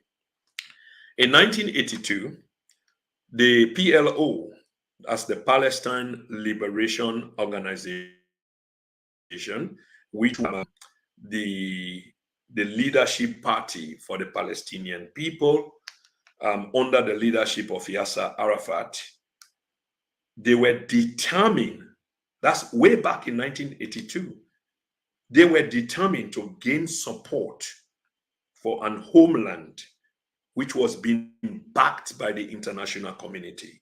What this means is, like, over a period of time, like I said earlier, the Palestinians realized that time was running out. They can't continue to hold their positions about winner takes it all. It's not going to work. They found out that the powerful players in the world, the United States, Great Britain, France, Germany, and other powerful European countries, were not on their side in terms of that sense. And what they were asking for was something that they would need to do. And once they do it, they eventually will realize a state of their own. They realized that as far back as in 1982. So what they did, they began to garner support, began to send delegations abroad, in Europe, in America, to tell them, quietly, like, we are ready, we need a state of our own. That's back in 1982. You know what Israel did? Israel provoked the PLO into a war in Lebanon. Did you ever follow the war in Lebanon? Did you ever know about what happened in camps called Shatila and Sabra? Over 20,000. This killing has not only started today. Over 20,000 Palestinians and Lebanese were gunned down, killed, because by then the Palestinians were operating bases in Lebanon, because partly they were there. So they were in these two major camps, Shatila and Sabra. That's where they were operating from. And the former Israeli late Prime Minister Ariel Sharon was the one responsible for that operation. Over 20,000 Lebanese and Palestinians were killed. Why? Because they dare to intimate that they want peace, that they want a land for their own. Somebody is not interested in the Palestinians wanting peace. It's well documented. That needs to be read. Over 20,000 people were killed, both of Palestinian and Lebanese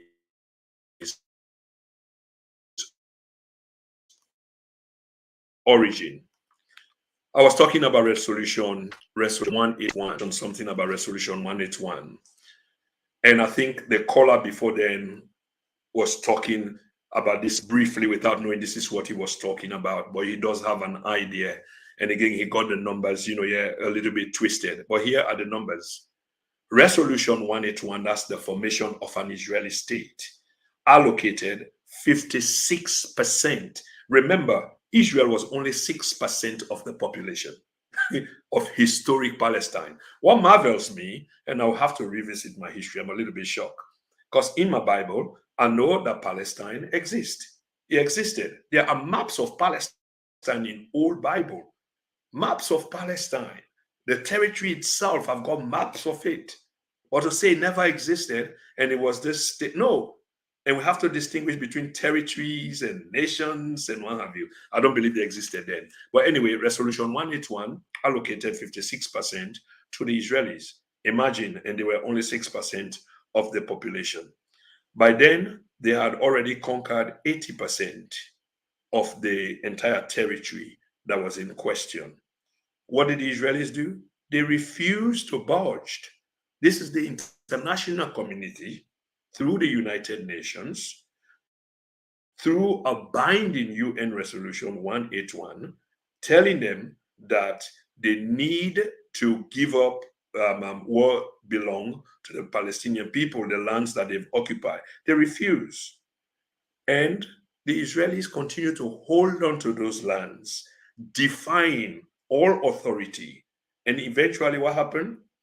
The international community succumbed to the demands of the Israelis. Okay?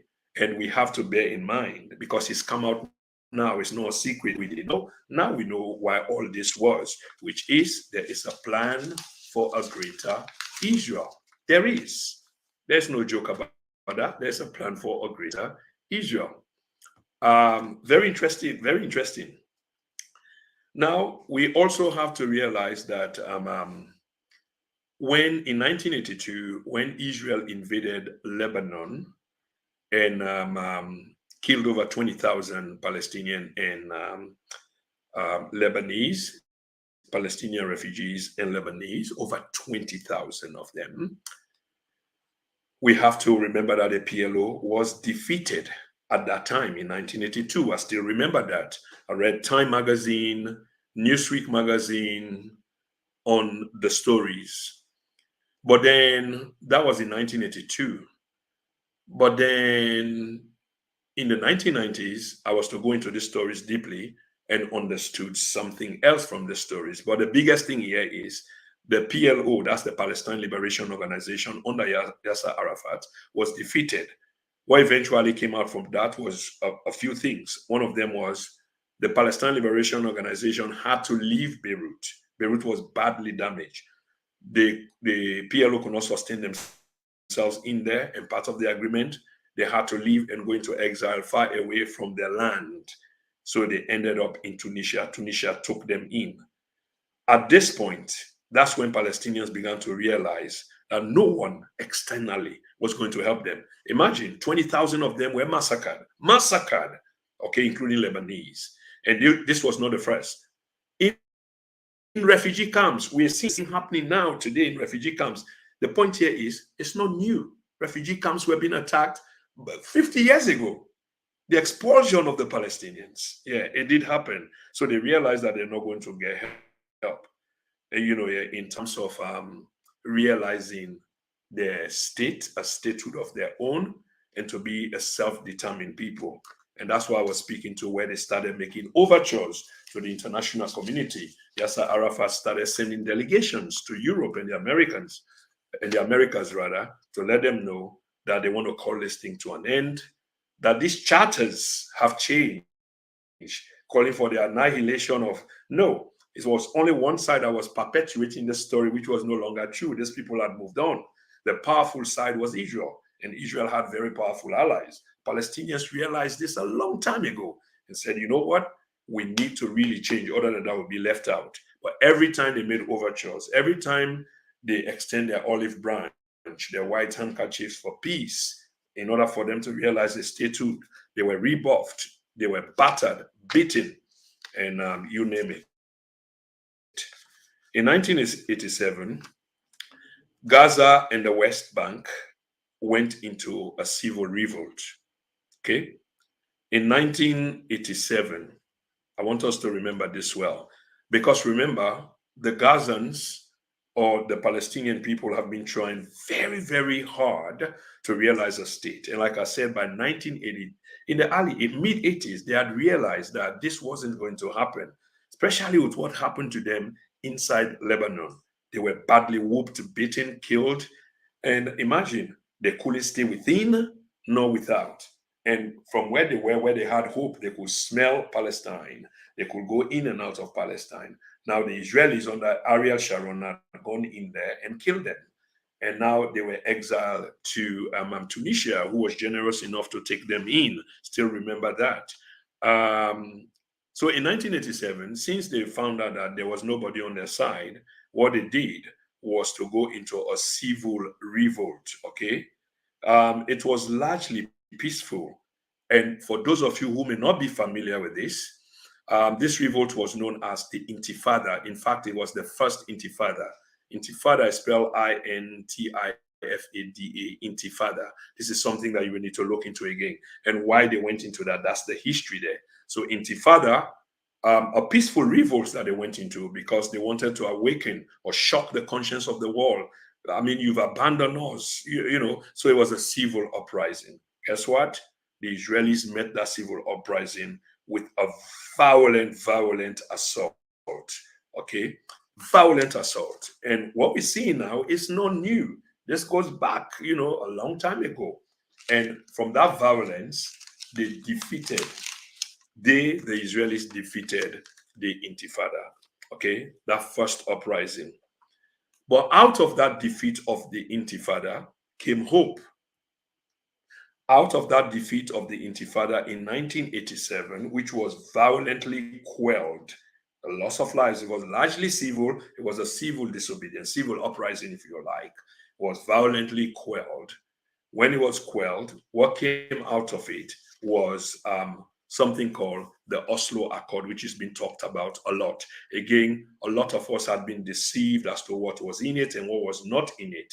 But largely, things that were not in it, some side of the argument have been trying to tell us a cock and bull story, which is not true, but the facts are there because the document itself exists. And people who participated in those ceremonies or that ceremony, very important one, because by then, again, the world was captured. I still remember Time Magazine or Newsweek, they had the front cover, their cover was this historic picture of a Palestinian leader with a kafir. A kafir is this head tie from the Palestinian people. Yasser Arafat in his olive green garb, well known for that olive green garb, okay, who was then called a terrorist on the lawn of the White House, shaking hands with the Israeli Prime Minister then. It's not Yitzhak Rabin. I will remember his name, an older man. Okay, not Yitzhak Rabin. I will think about his name. But shaking hands with an Israeli prime minister, and in the middle of that photograph was the president of the United States then, a young William Bill Clinton, right in the middle, beckoning them on. A historic photo that hit the corners of the world. Here was a man called a terrorist shaking hands with the Israeli prime minister, with the president of the greatest country on earth, the United States, standing right in the middle, brokering this. That was a very important moment. Yes, that prime minister's name was Yitzhak Rabin. Thanks for letting me know. Yeah, Yitzhak Rabin was the prime minister. And the head of the PLO, Palestine Liberation Organization, was Yasser Arafat. Okay? Very, very famous picture that was taken on the lawns of the White House. I mean, if you go back to those pictures, I mean, there was nothing like it then. Because by then, we don't know where we were heading. Terrorist attacks here and there. The Munich Olympic, stormed by the PLO, capturing of Israeli athletes, killings, hijacking of planes, and so much more was happening. That accord had a written version. That's the Oslo Accord. But there was a political reality to it. And this is from Dr. Finkelstein, Norman Finkelstein. So even though there was a written side to the accord, there was also a political side or political reality to it. What that accord did not grant was a Palestinian state, which the Palestinians wanted badly, which they've been asking for, which they've been revolting for, which they've been uprising for, which they had lost so many lives, so many souls, so many injured for. In that Oslo Accord after the first Intifada, they never really got that in the text of that particular Oslo Accord, which was brokered by Bill Clinton on the lawn of the White House. It never even granted the Palestinians a right to a state. This is really critical. What instead was the political reality and in the text of that agreement was the Palestinians were given a 5-year interim period. And I'm telling you from the text itself, I'm not making anything up here. This is well documented, and I'm speaking from nothing but the facts. They were instead given a 5-year interim period, which was to climax in 1999. So you have to put it back in 1994. In 1994, I will still remember, was struggling then, just had my second son in 1994. So in the course of this wait, some sort of settlement will be worked out. So whilst they were waiting for this 5 year to elapse, diplomats and other players, state actors, administrators, policy analysts will be underneath working to find some political solution, because this issue was largely political and some political settlements had to be reached. So during these 5 years, you have people working underneath to try to reach some kind of settlement. What did the Palestinians got in return for agreeing to all of this was to ensure that Israel is given the full recognition as a state. That Israel, I repeat, is given the full recognition as a state. Imagine you, the other party to the negotiation, your aim of going into the negotiation after all the struggles was to secure a state of your own after all the struggle, after all the losses. But no, you were given 5 years to wait. Anyway, in true peace fashion, which is not often spoken of, and most people don't get this, the Palestinians agreed to that. How many of you knew this? They agreed. And why would you agree? Because you wanted peace. Like I said, the Palestinians had realized that time was not on their side. The major players were not on their side. Even the Arab brothers were abandoning them because the world was taking a different shape, and it was now a unipolar world in which the Americans were reigning supreme. It was either them or no one else. So there came UN Resolution 242, which I talked about earlier, that Palestinians will now exercise their right to self-determination and statehood in the remaining 20%. Can you imagine? So there is an agreement, and this is where people say, oh, well, they offered them a state, of their own, but it was 20%. Because remember, from the beginning, Israel had about 40 to 50%. After 1967, they took over 80%. Beyond 1967, which was to come, they are in control of 100% of these territories, 100% of them. But in that agreement and in Resolution 242, Palestinians were given the right to exercise their rights to self-determination. Now you have to watch the language carefully. Given the right to exercise the right to self-determination and statehood, where? In the remaining 20% of the territory. So imagine 80% is gone to the minority of the people who said they've got the deed to the land, which is not true. Which is not true. By international law, these lands are all occupied territories. And the Israelis have been asked, and in fact, this is true today, that they should revert to the 1967 borders. That's before the war. And they can have their state of their own, and the Palestinians can have a state of their own as well. Okay? But they told them that the 20%, which is now Gaza, West Bank, and East Jerusalem, they can exercise their rights there. Can you imagine? Can you imagine that? This is you being forced outside of your home. Forced outside of your home.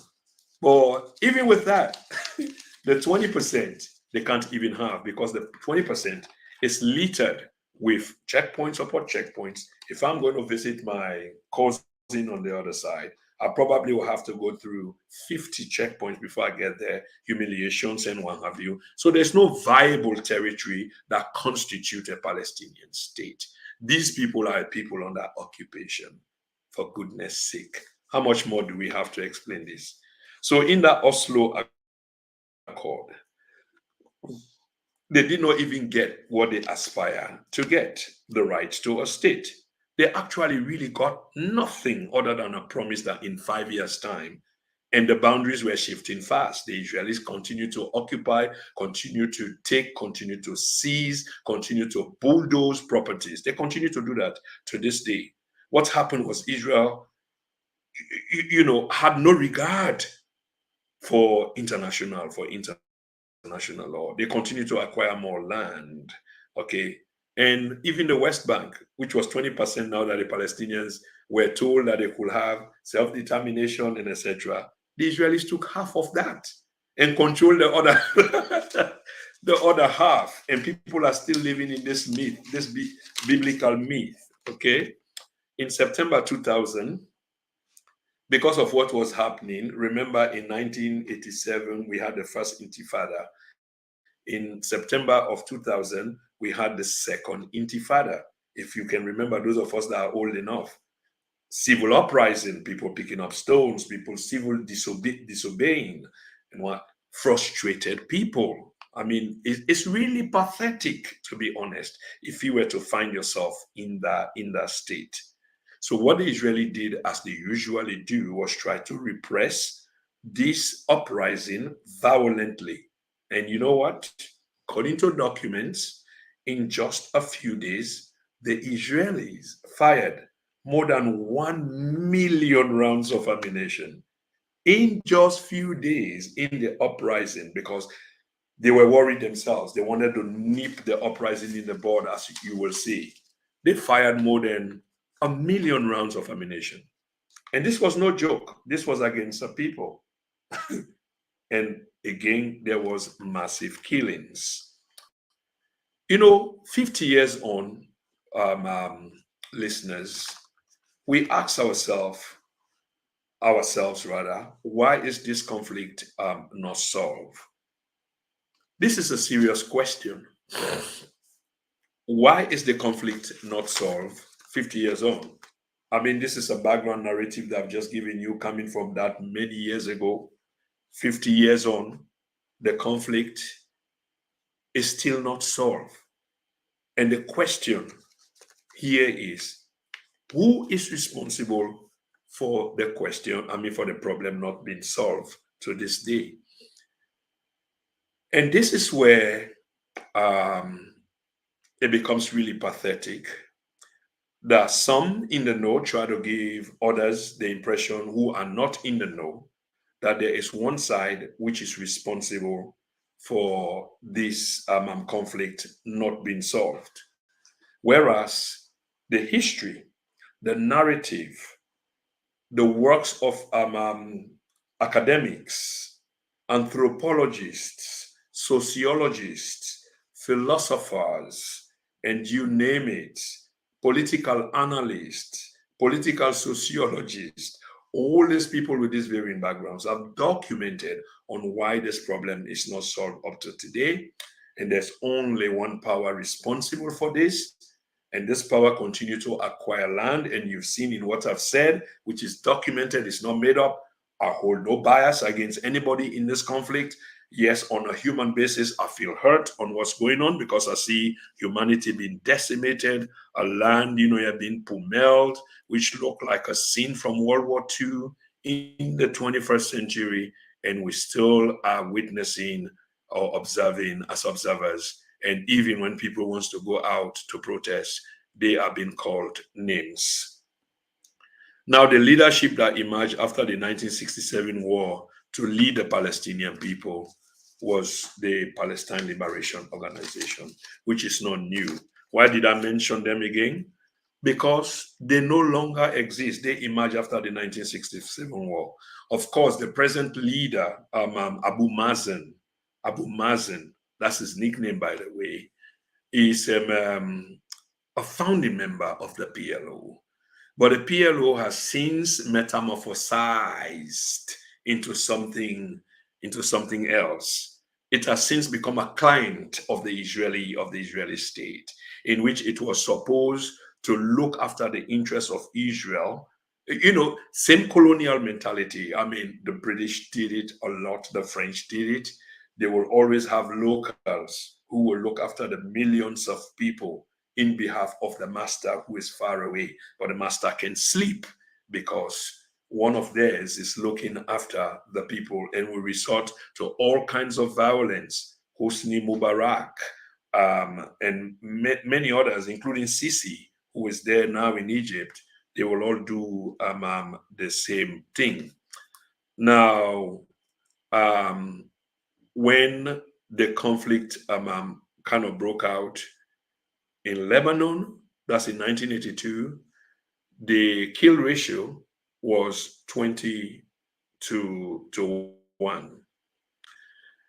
By 2005, when they had, I believe that was the second intifada. Forgive me if I'm getting the dates, you're kind of mixed up.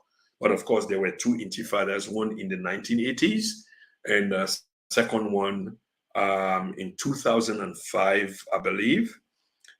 That intifada was defeated by huge violence, okay?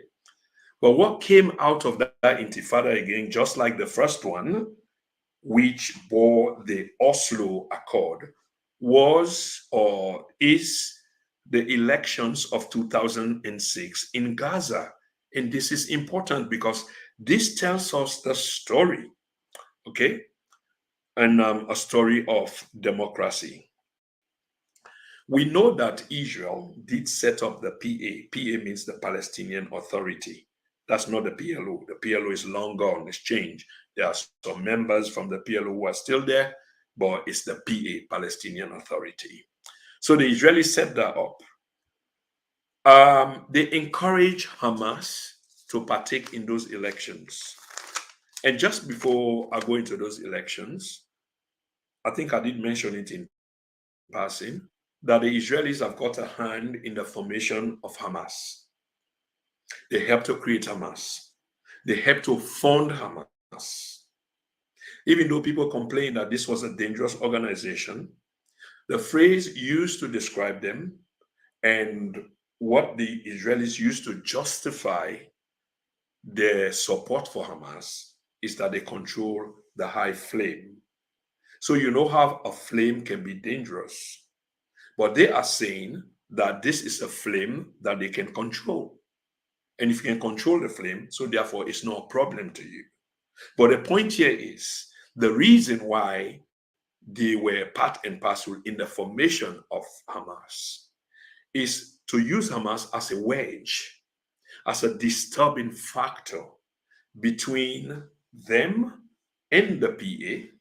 The PA was no more serious than the others, but at least to create an imbalance. So you've got two of the same people, one challenging the other, while somebody who wanting a desired outcome is fearing that outcome the way they want it. That's what they were doing with Hamas. They encourage Hamas actively to disturb a process that would have been peaceful in the creation of a Palestinian state, a viable one.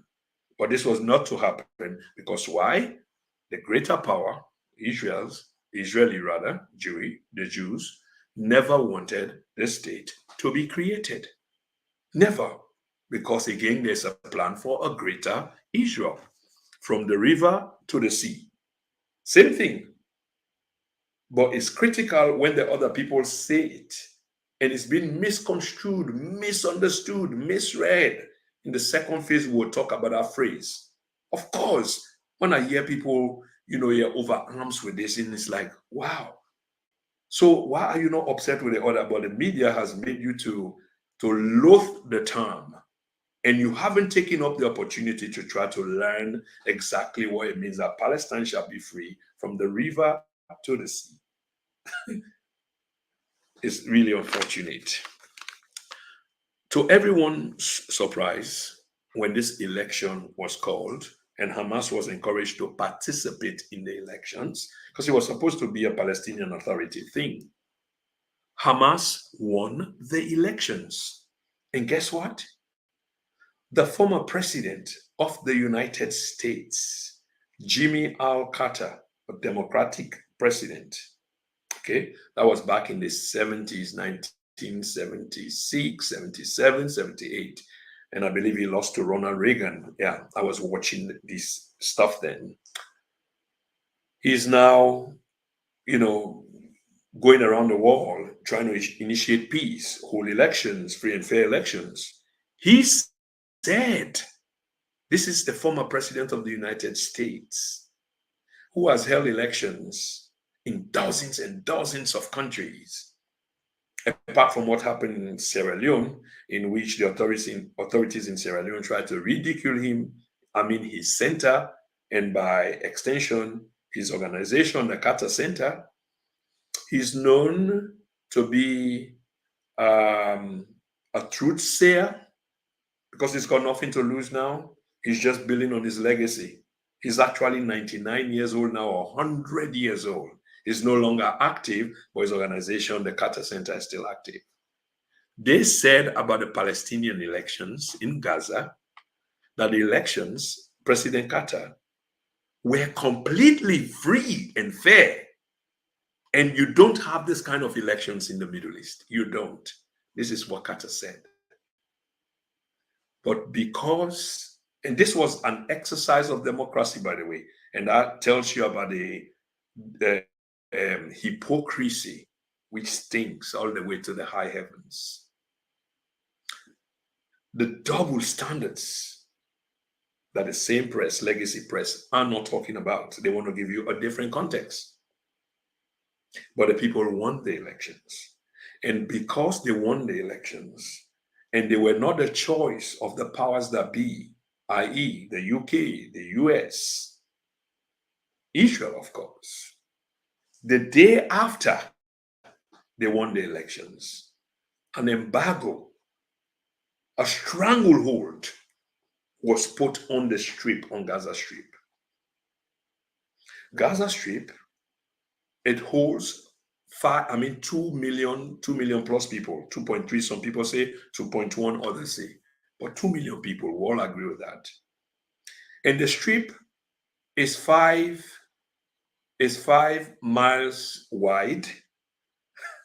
That's me walking from here to my workplace, 5 miles wide, walking from here to my workplace, and 25 miles or so long, which is shorter than a marathon.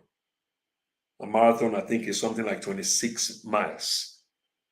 And that harbors 2 million plus people, which means in common sense that this is one of the most densely, if not the most densely populated place in the entire world. Some people call Tokyo, come on, man, that's a country. Gaza is not a country. These people cannot go anywhere. You see the others, like the Israelis, when the conflict erupted, bam, they had 2 passports, 3 passports, they had places to go. These other people had nowhere to go. In fact, Israelis telling them, you go there, and they were still bombing them. But President Carter said this is the most fair elections ever, completely fair, free and fair. But because these people, the Israelis, US, the UK, and others, wanted a particular outcome and did not get the outcome, they imposed a stranglehold on the people of Gaza. For 17 years, they control everything, including nutrition as per child, how many nutritional counts a child can have, calories, the air, because they can, what I mean by that, they can pollute the air if they want. The drinking water, which is no good for consumption, they control it. Electricity, the air, the sea. Palestinians cannot go out to fish. They are only given 5 nautical miles. Can you imagine? Every aspect of their life is controlled. In 2004, a wall was built. A fence in the 21st century was built. The United Nations condemned it. They ordered an advisory council, you had to advise to look into what was all this about in terms of international law, which was contrary to international law, because it went through the same little space that these people had. So these people were living in an open-air prison in a concentration camp. And on October 7, it was a jailbreak. Imagine you in your house, you've been held hostage in your own house for this long, and one day you find a way to break away.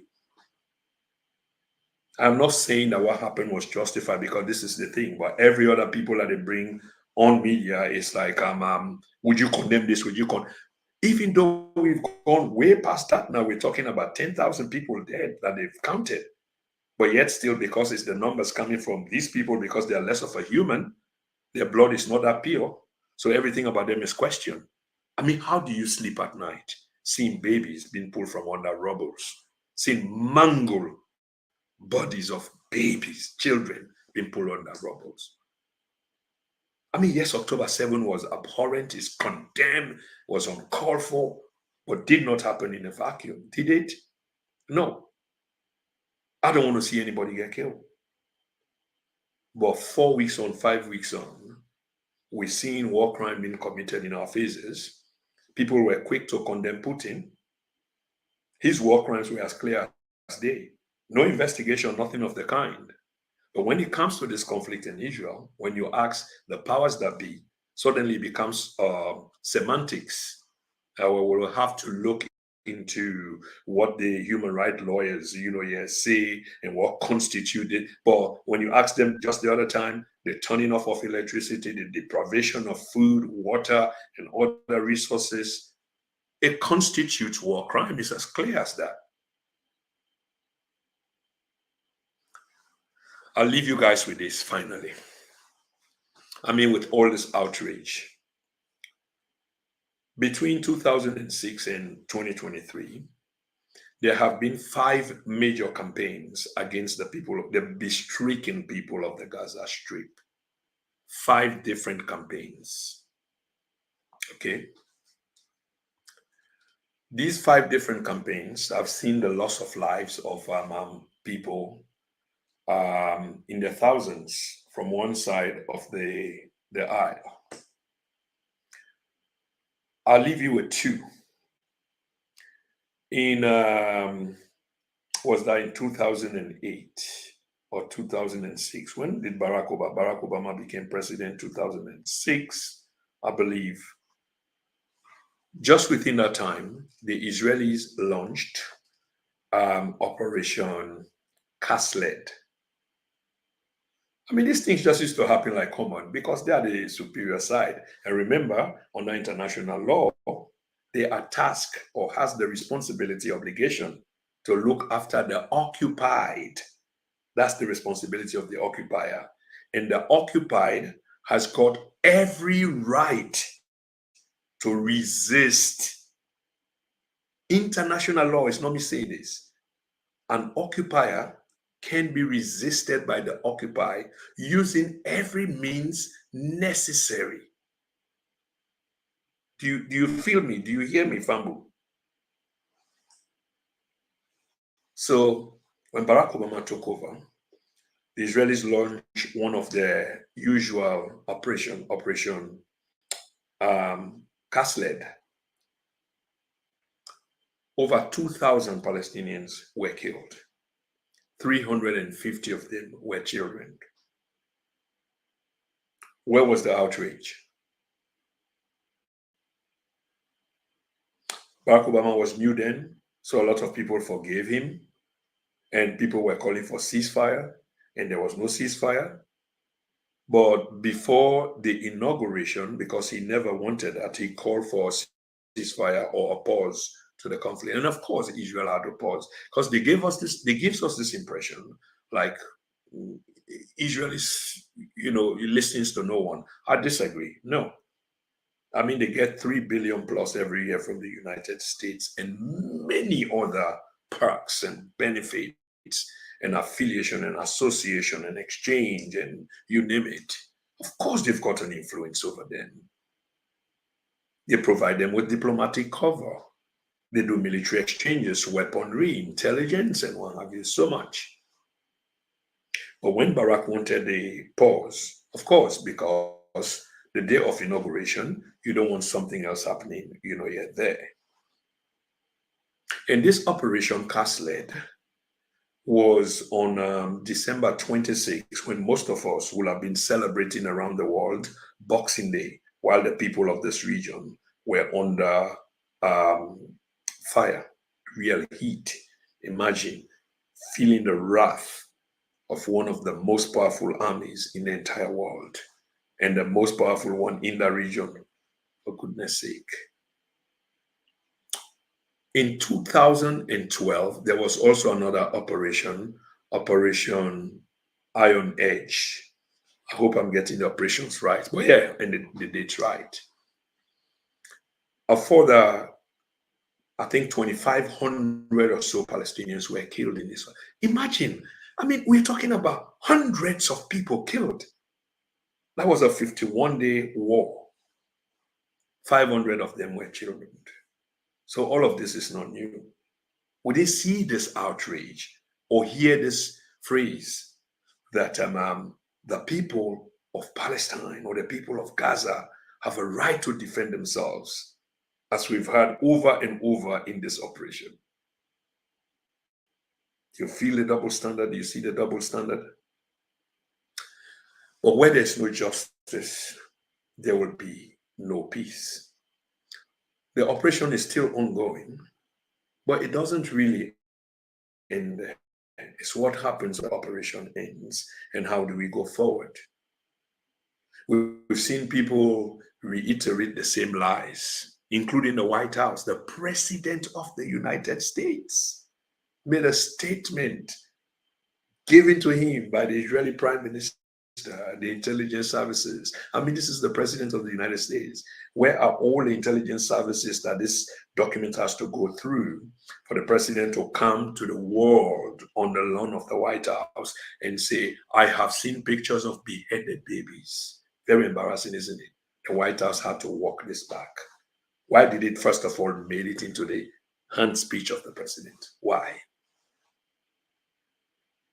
I'm asking a question, of course, I don't have the answer, probably collaboration, but that was really embarrassing. And some people, they went along with those lies.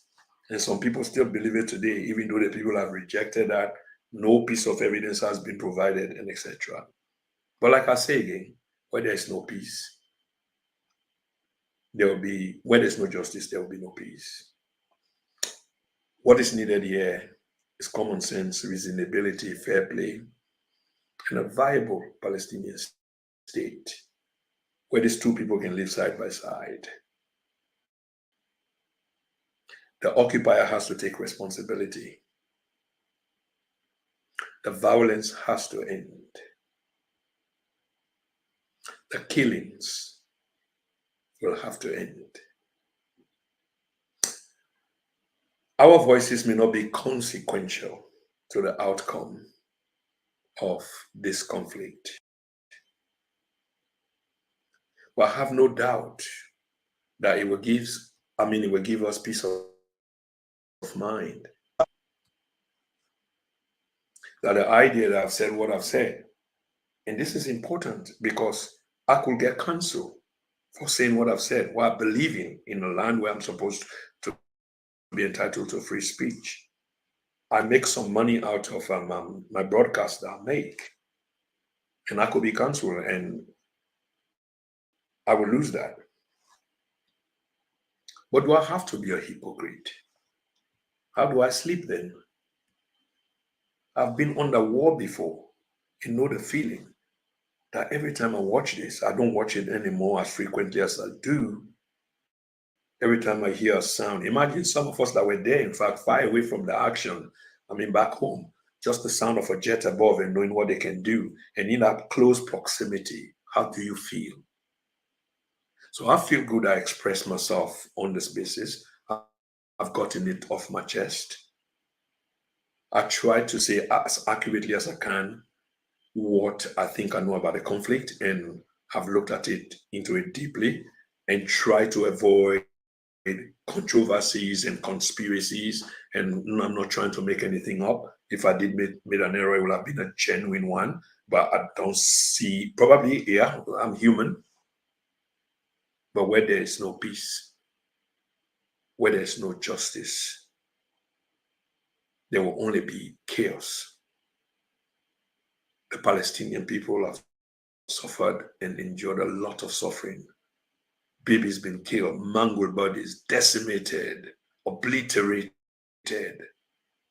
evaporated under 500 pounds bomb, 1,000 pounds bomb. It's totally uncalled for. International law speaks about proportionality. I repeat, International law talks about proportionality and a few other things. I'm not a lawyer, by the way, but a few things. I mean, these are just common sense.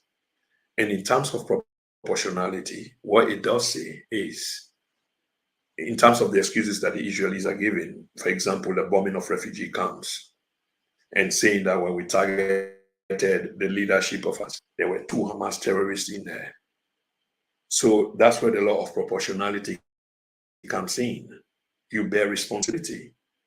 If you're going to target a terrorist, then you have the responsibility of ensuring that there is limited collateral damage. In other words, people are going to die as a consequence of you targeting a terrorist. You cannot justify the killing of 10 people, 50 people because of one terrorist or 2 terrorists. What if you were to juxtapose that position, say the terrorist is hiding in your backyard or holding your people, your mom hostage, Father forbid, or what have you? Will your approach be different? Or would you just drop a bomb on them? We need to think. We need to be human.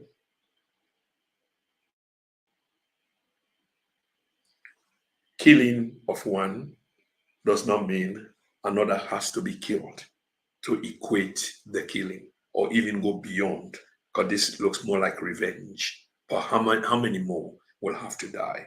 How many billions more will have to be crushed? Is that a solution to the problem?